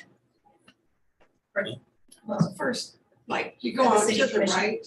and so Oh, yeah, it's just down there on 11th and Points there. Yeah, so when I go in, just, You go to the right, there's 2 or 3 doors, you go, and there's a big hallway, and I've been in the building, I just haven't been. Or I guess they call it chamber. I don't know. Yeah, Boulder Chamber or something. Yeah, there's a little fancier than ours. Well, the building is, I mean, when you walk in, it's pretty Well, no, they're, impressive. looks a lot different than ours. I spent a lot of tax dollars 20 years ago to basically rebuild it. we could set this one up a little better than it is. I imagine you can see that with your background. Yeah, this angle thing doesn't work too good. I don't know, Just just, see that. I've thought about it a lot. I'm sure you know. Of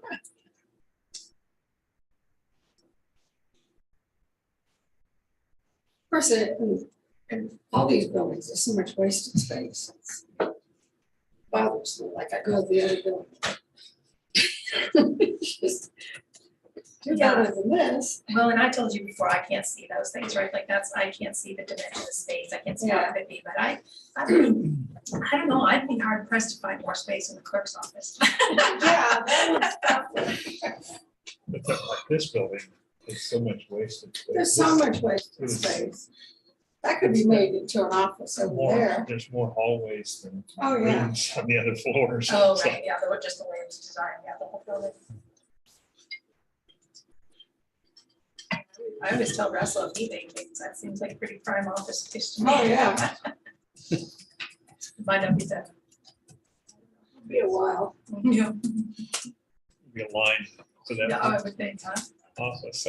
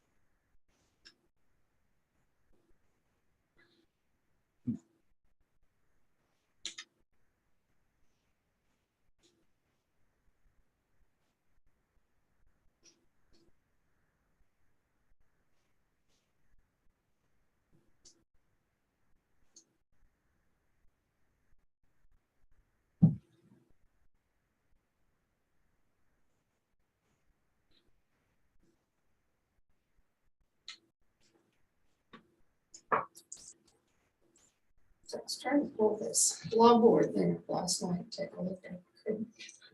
It would not come up. I tried routing it 3 or 4 times, even on my Wi-Fi. It wouldn't come up. I don't know why it does that. Internet.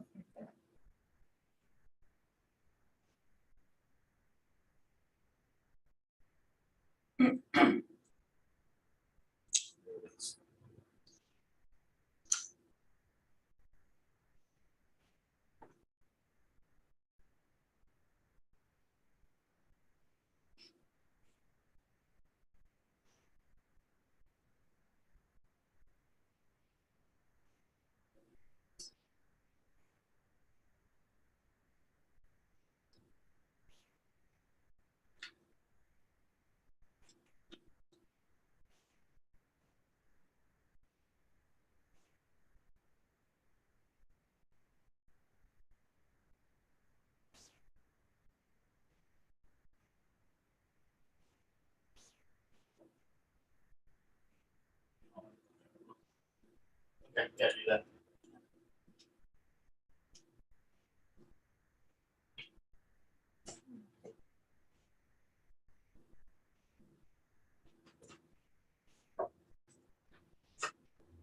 Morning, Lori.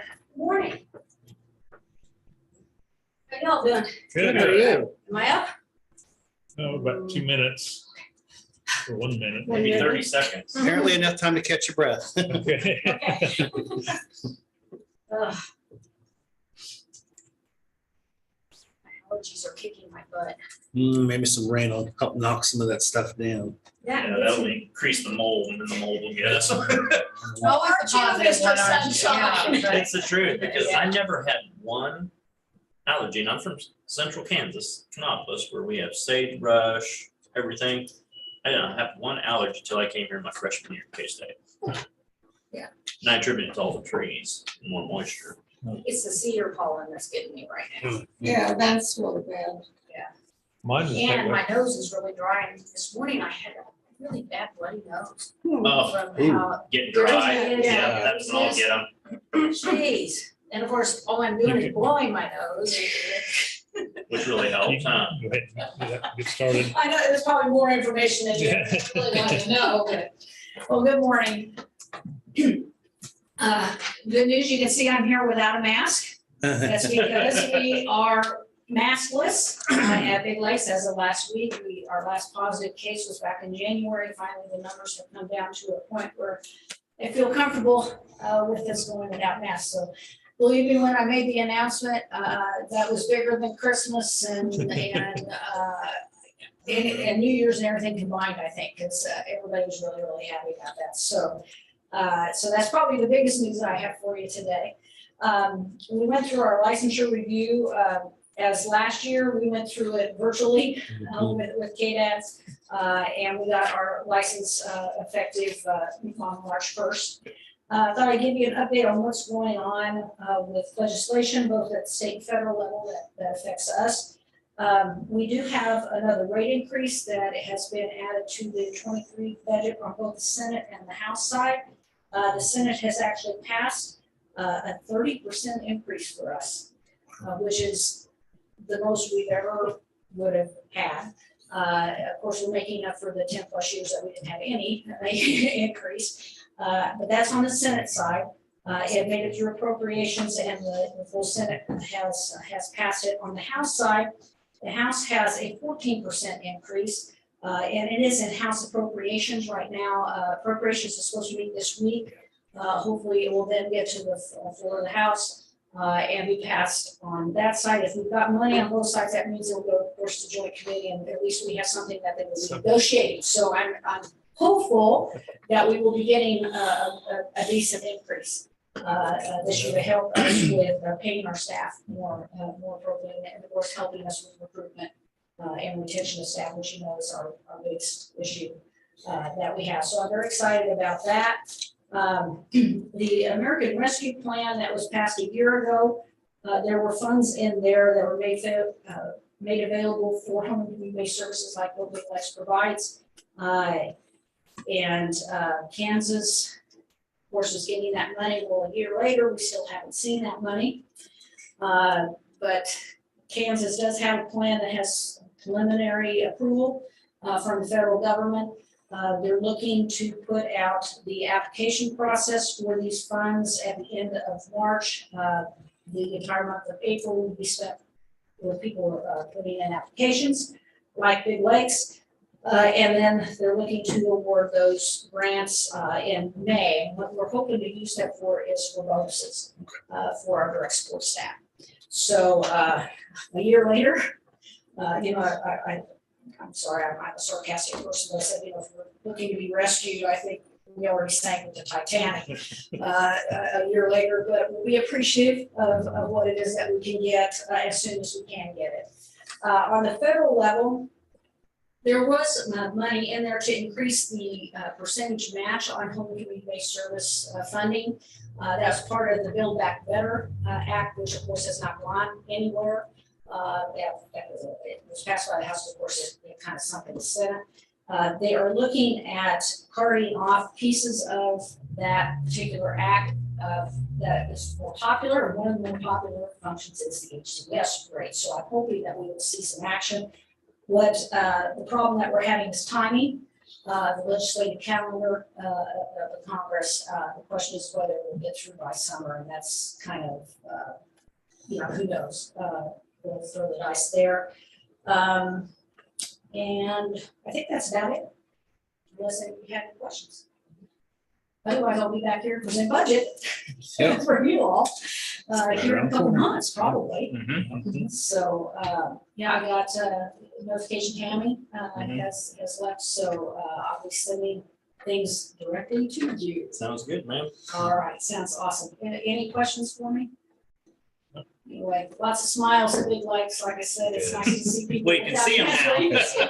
The only drawbacks, now I have to start wearing lipstick again. You know, but I'm happy to do it. So, again, just everybody's extremely happy to be out from under restrictions, and that's, you know, we had to do what we had to do, but we're happy to see that go. So, all right. All right, thank you. Thanks, Keep Lori. up the good work, Lori. Yeah. Yeah, Thanks for all you do. thank you, and have a great day. You too. Work for two organizations that are so happy about less COVID restrictions. Hopefully they can stay healthy.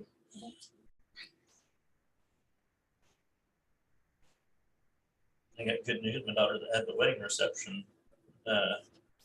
yesterday got a job. She's finishing her doctorate in PT and graduates in May.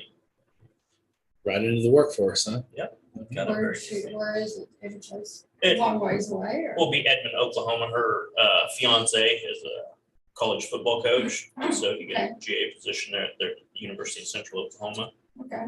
So she had 3 interviews. She'd already met with these people via Zoom or phone, and 3 interviews on Friday, and all 3 offered. She took the one she wanted, so. That's nice. She negotiated a little higher salary, $2,500 signing bonus, so. It is competitive out there. It's gonna get more competitive too.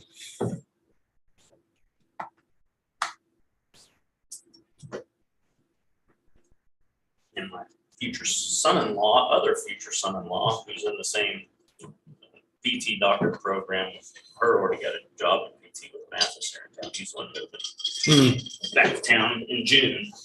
I've heard some rumblings that they may be building another facility. Really? Yeah. I don't doubt it. I started that little small one down there in the medical complex, and they built the large one. And now they're talking about building a separate It one. is a booming business. Because Yeah. Ortho just built one. Actually, my daughter that just got the job in Oklahoma is doing her last rotation at Ortho here on the east side of town. Yeah. And so, yeah, I went and toured that facility. It's really nice. Yeah. Facility. Really, it seems like everybody goes to nursing. Yeah. Yeah. I've got knee replacement scheduled. April. But it seems like everybody talked to them. Yeah, they do a good job. After doing, they do an MRI where they calculate your knee, they take a picture of it, and then they design. To design the new They one. design a new one around that, so. Yeah, did you? They used to. Should be on the, should be on the website, yes. Oh, really? Oh, I didn't double check, it's indicated really for me. so I'm You're sure. this tall, you get this one. Yeah, yours, yeah, which I was, when I heard that, I mean, I guess. I read that on on the internet, I was like, oh, no, that ain't gonna work. That's not, I remember back in the mid-80s. One of the gals at the top of Hawaii needed knee replacement. She was 30, something like that.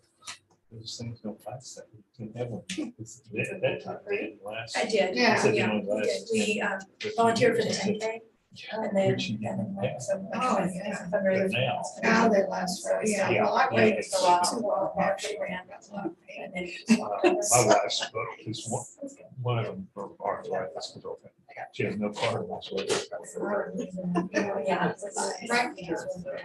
We were chilly, it was the first part, right, like, so we were out there, I guess we got, we'd be downtown at 9, but then we didn't have to go out there. We got some lunch at What is it? first breakfast, we stuff. Rotate. And then, I know, but yeah, that was, and then by the time the rain came, I was, you know. Yeah. If you were in the sun, you Yeah. got out of the sun. Yeah. You did, yeah. Yeah.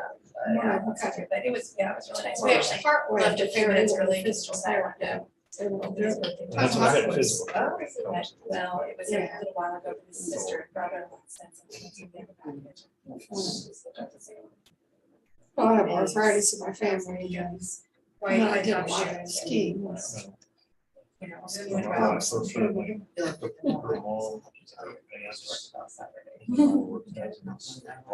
Yeah, right.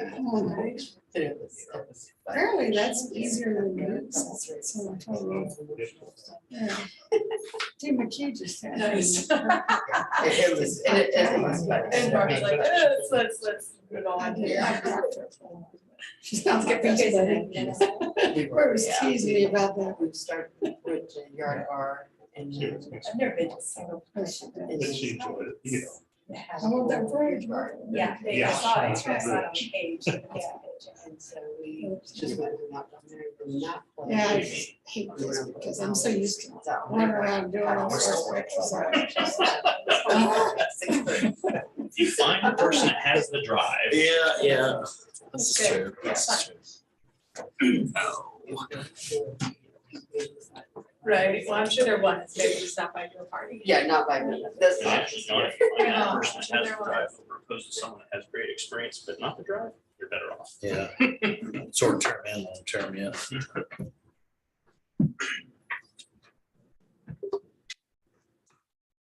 Has it started raining yet? Nope, No. I'm dry, so. I guess I got a chance to go wash my truck to make it official. Please do. I know, well, I just about did this morning, but I ended up running late because I just still have, well, I live on a dirt Mhm. hill and after it snows, when the city comes and scrapes it, scrapes all the rock away, well, then when it rained, everything melted, now it becomes mud and just, Runs right down. and it's just like all over the sides of my car. It looks terrible right now. I'm so embarrassed. But then I thought, well, it's gonna rain, so I'll just let the rain. That's kind of where I'm at, but I need to make sure it rains, so. My wife gets so fierce when the grader grades all the rock off to Yeah. the side of the road. I just have to listen to her and stop. Why did She's they got a all point, the though. rock off into the ditch? I know, but what are you gonna do? What are you gonna do, yeah. Yeah. It frustrates her, no one. We don't have a few of those vices where, you know, we probably should just kind of let it go, but we just can't. I'm just as guilty as anybody. Yeah, I'm afraid our road with this next rain, not be in good shape. Fortunately, we haven't had a ton of moisture, so the freeze thaw wasn't quite as bad this year as it I would noticed be that as well. most years. I'm just trying to find silver linings. Now that I say that, we're still in March. Might have jinxed us.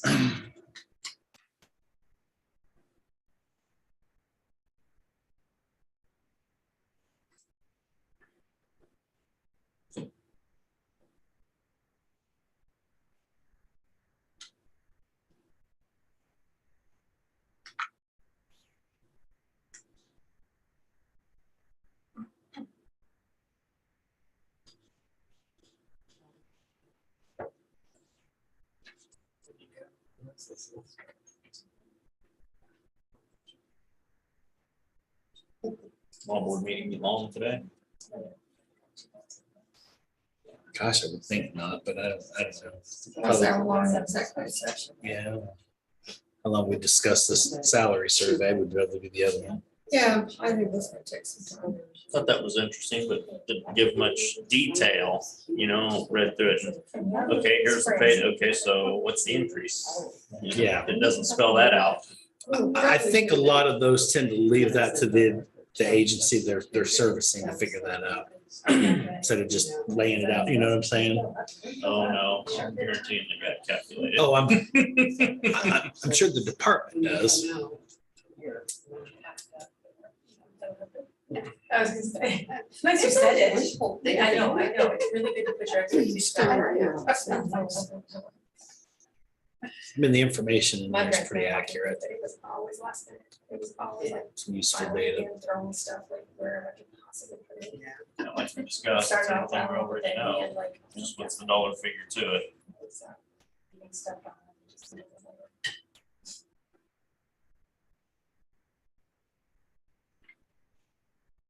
It's a little tougher there because it's a little bit more of a, requires a little bit more specialization of sorts, you know?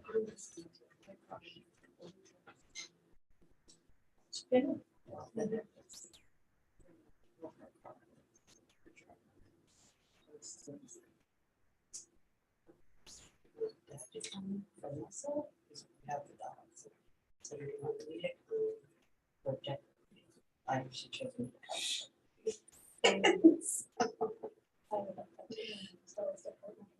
So then Martin. Let's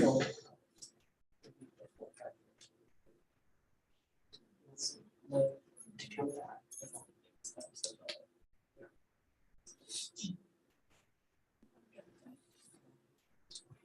Is it around 2 or 3 is where it's to start?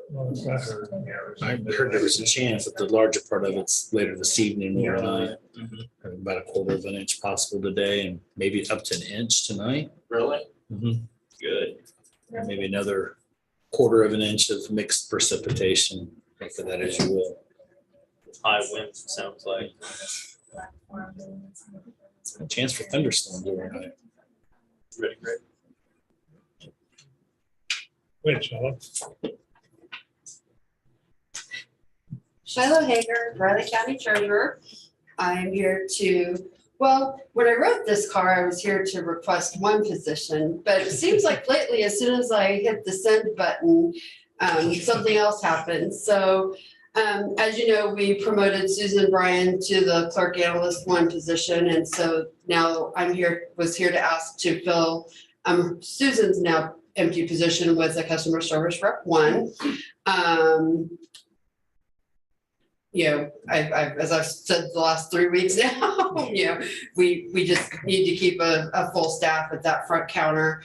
And then on Friday, I received another resignation of an employee who's transferring to another department within the county. So I'm here to ask you for 2 customer service rep 1 positions. I'd be happy to answer any questions. You know, we're doing a lot of rearranging now with staff and reassigning duties as needed, so to get everybody up to speed where they need to be, but we'll get there.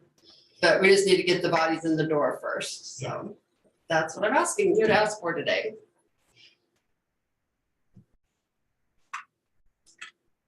Any questions or?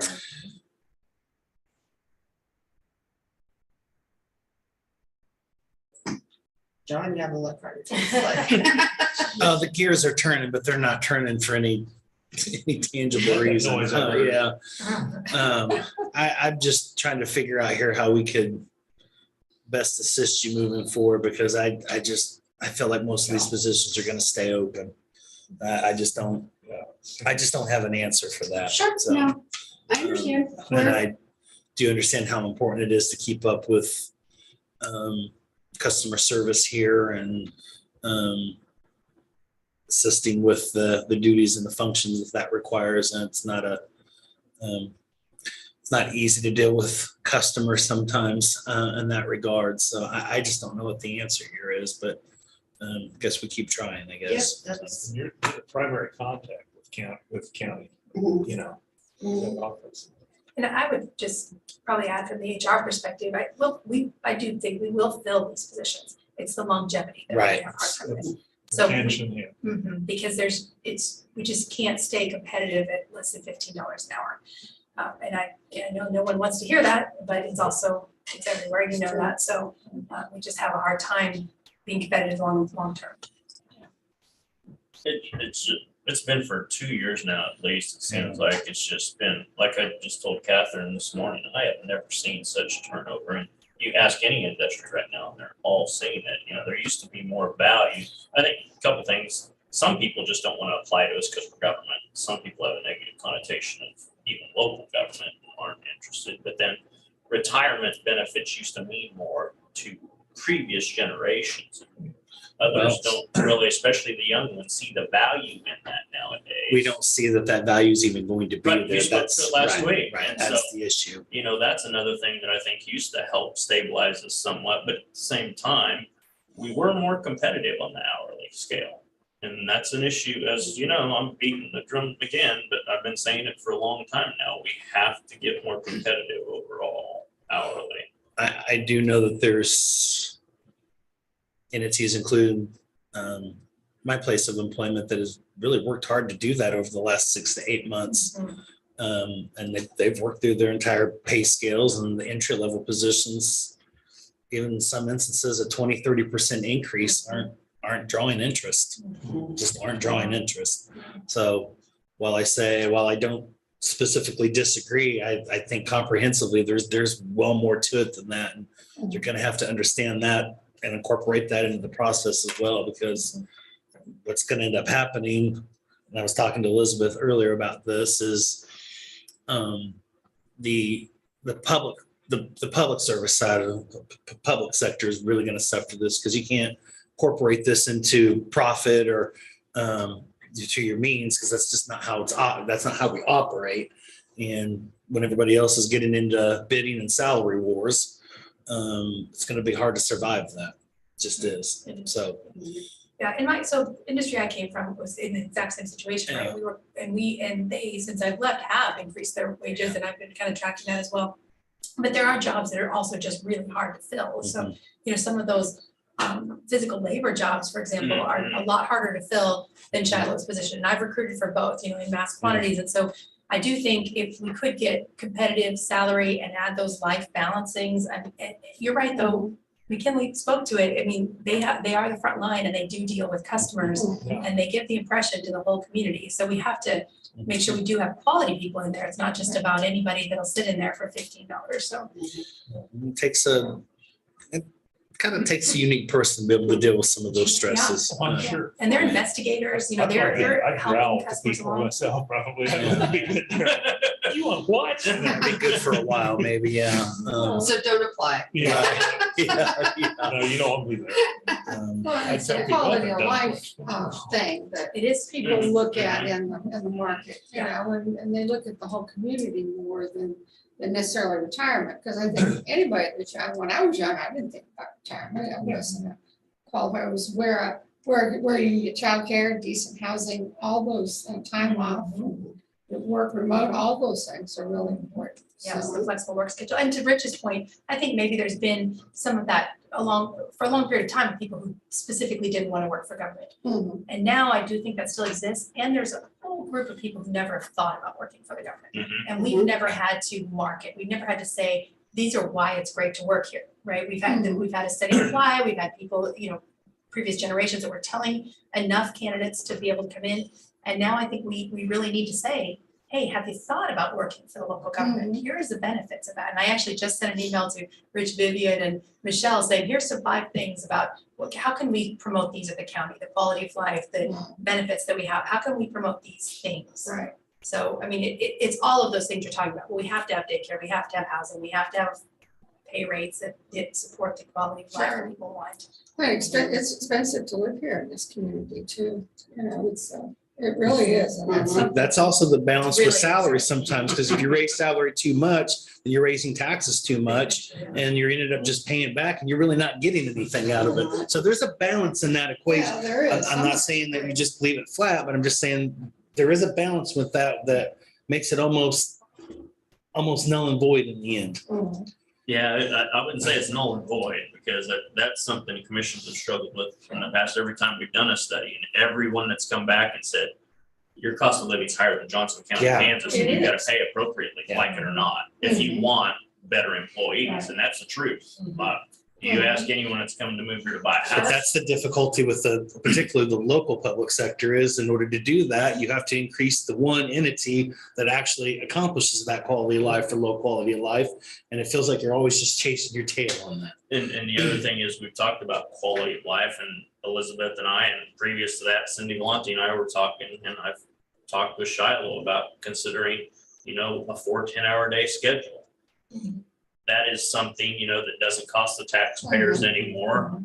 There will be some that complain because whatever day you chose to be off, or you can do various versions of it, which I'm not as big a fan of, but if you're open an hour before work to get their stuff done, you're working an hour after work to get their work done, as opposed to, but then the problem that I don't have to, but I completely understand, is childcare.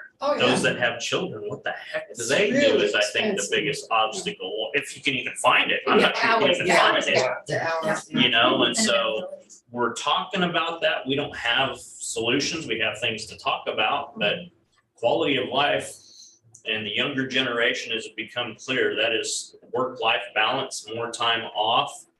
not necessarily just working remote, but more time off, because you had Shiloh and Elizabeth and I talked about this. Elizabeth, Shiloh, and myself, whether we're here 40, 50, 60 hours, we're thinking about work 10, 20, 30 over the weekend or time off. I'll guarantee you, we're thinking about work.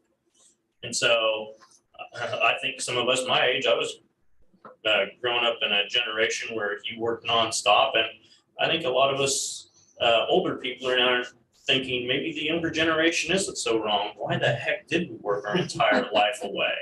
Yeah. You know, it is a work-life balance. And I think you're starting to see that in the older generations think, why did we do that?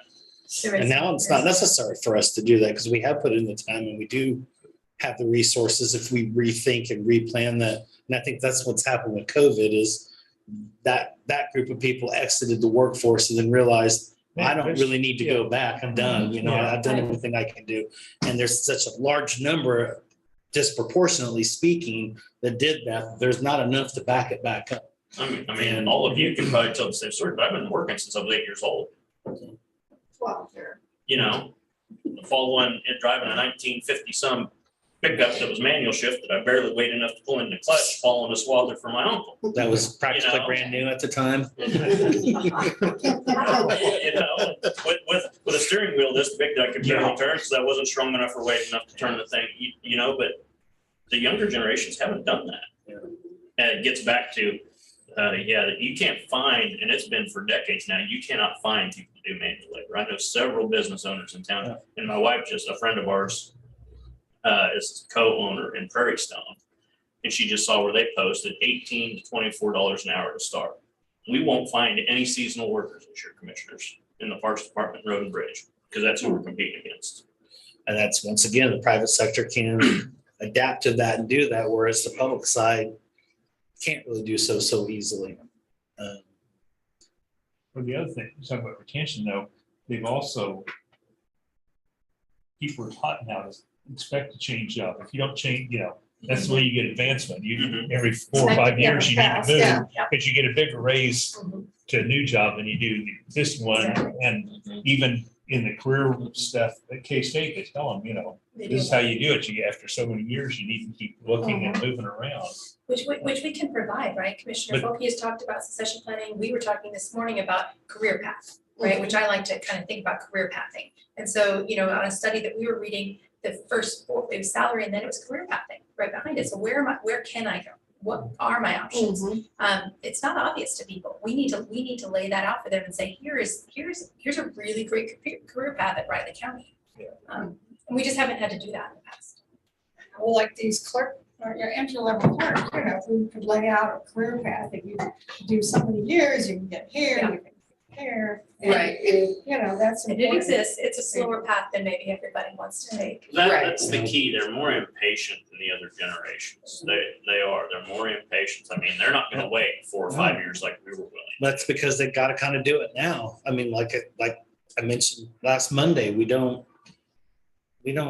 feel like the future is this big, positive, shiny thing. So we got to do what we need to do now, or it just may not be there. Well, and Shiloh and I talked about that potentially because we have a customer service 1 and we have a customer service 2, but we have a whole skill set that is actually very difficult for people to gain. And so potentially we need that customer service 3. It's the same people, but then the people who can't get that skill set, they're supposed to be getting at a 2, then they kind of just stay at a 2, and this certain select group maybe moves to a 3. Right. There's things, right? I'm not saying, and really the problem is there's no silver bullet. So whether we go to 410s, we increase salary, like you mentioned, there's no one thing that everyone's gonna say yes. Now that Because they're all looking at different. And you're dealing with about a 25% gap in just actual people. But we do have. And that one, nobody's going to really overcome, or at least easily. There's just less. So it's too late to overcome that one. Start talking to the younger generation to fill that one, but talk about patience. That's going to take some time. But in the meantime, time for you to step up.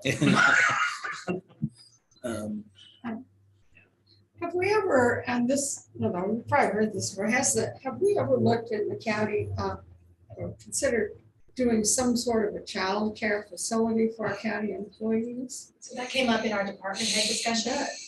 Not to my knowledge have we looked at it, but I do know there are opportunities out there, but I mentioned to Rich and to the department head, so in my previous life, I worked at a community college and one of my areas of responsibility was childcare, and it is not self-sustainable. It has to be subsidized. Which it may be okay, but they just never make money. And we would probably, I would imagine off the cuff, want to partner. You know, I know KinderCare, for example, wants to open another site, but we wouldn't have enough children to fully staff that. So, you know, there was some partnership with RCPD or the city of Manhattan or some other entity potentially, but it would be another situation where we would need to know we're gonna have to subsidize that this year. Subsidize it, yeah, and you know, what's the cost of, you know, whether you pay people more money and lose them all the time when we tend to, or do you subsidize a facility that might, you know, help us grow? Well, and to Rich's point, that there's childcare is tight here. There's not a lot of available options, first of all, and then second of all, that the hours are not extended. So, you know, you really can't find something that would be open at 6:30 a.m. until 6:30 p.m.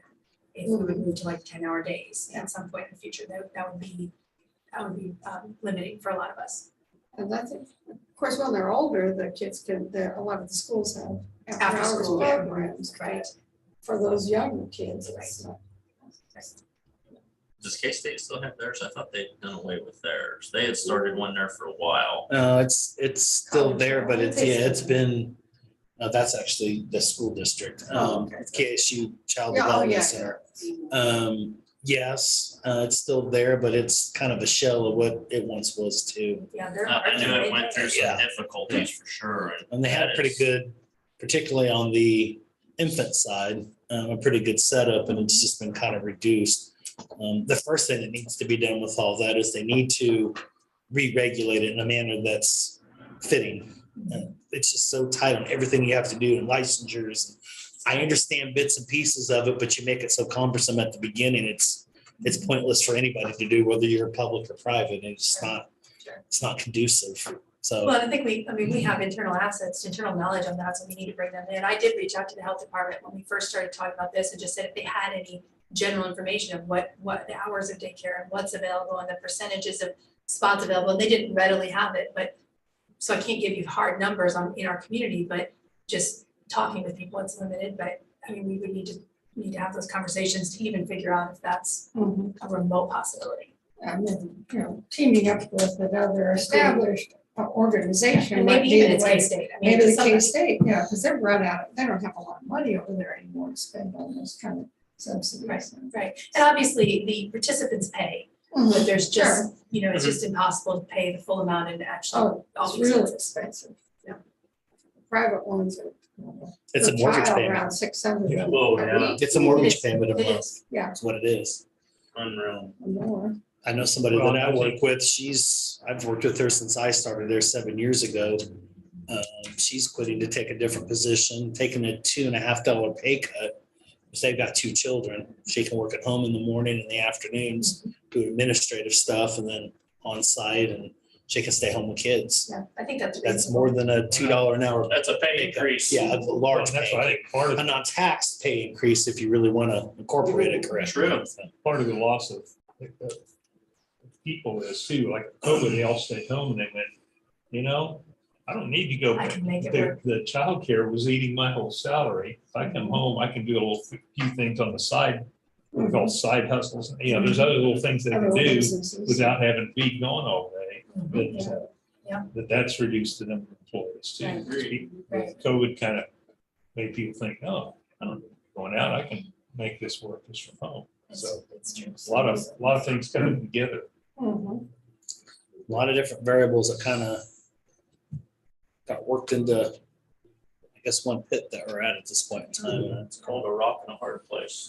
Yeah, it's gonna be hard decisions. I mean, there's just not gonna be any one thing that's gonna be an easy decision, and it's not gonna fit everyone, but I think we have this topic back at the department head level next month, and then hoping, you know, we just need to move the conversation forward. We can't talk about possibilities. We need to see where you'd like to at least start looking.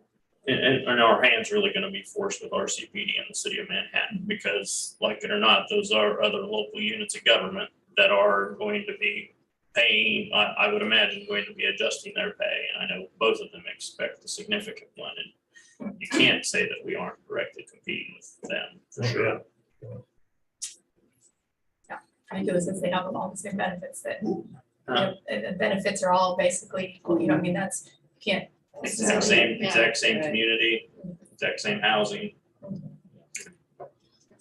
And we're just gonna be battling with each other for employees that may or may not be there. Which we already do, I know. which we already do.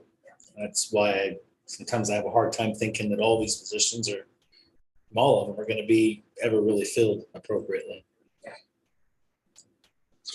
However, this particular asset is We fine. still need to finalize Shiloh's request. So one easy decision you can make today, commissioners, would be vote yes for Shiloh's student employees. And then I'll worry about getting them built. I do Sorry, have, Shiloh, we get to that's derail. okay. I do have 2 candidates already picked.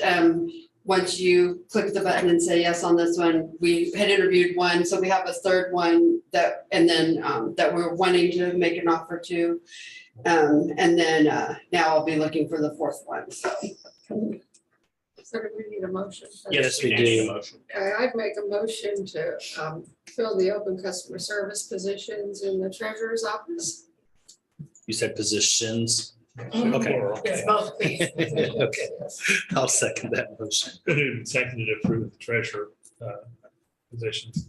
All those in favor? Aye. All 3 sign, please. Thank you very much. Thanks, Shiloh. I had a question, because reading this about driver's license, how soon before your license expires can you renew it? You can come in up to a year before it expires, but we recommend 6 months, because if you do a year, you actually lose, before that 6 months, you actually lose half of a year, so we say 6 months before your birthday. Okay. You I can, just haven't noticed mine this summer. Yeah. Need to, and that's, you call and make an appointment. yeah, just we can go online and make an appointment, or, Okay. yep, and we're usually booked out about 2 weeks out, Well, like I so. said, I got several months yet, but for some reason, I haven't looked at it, like, oh, I was Yeah. gonna get over there this year. Yep. All right, well, thank you very much for your time this morning, I appreciate it. Thank you, commissioners. I will see you later this afternoon. She's going. Oh, Thanks, that's you right. got a lot more. I'm like, am I missing something? Don't do that to me. Remember our afternoon meetings today? Well, I remember the law board meeting, I thought there was something else and I'm forgetting.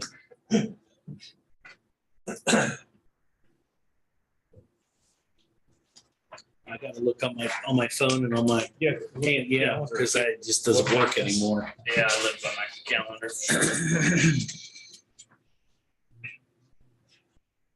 Fun times. Unless we want to discuss employment further, we have anything else? I don't know what we're gonna accomplish on that front, Yeah. any more discussion as it is already, so I don't have anything else this morning myself, just let it rain, let it rain, let it rain. Go K-State women. Yeah. This afternoon.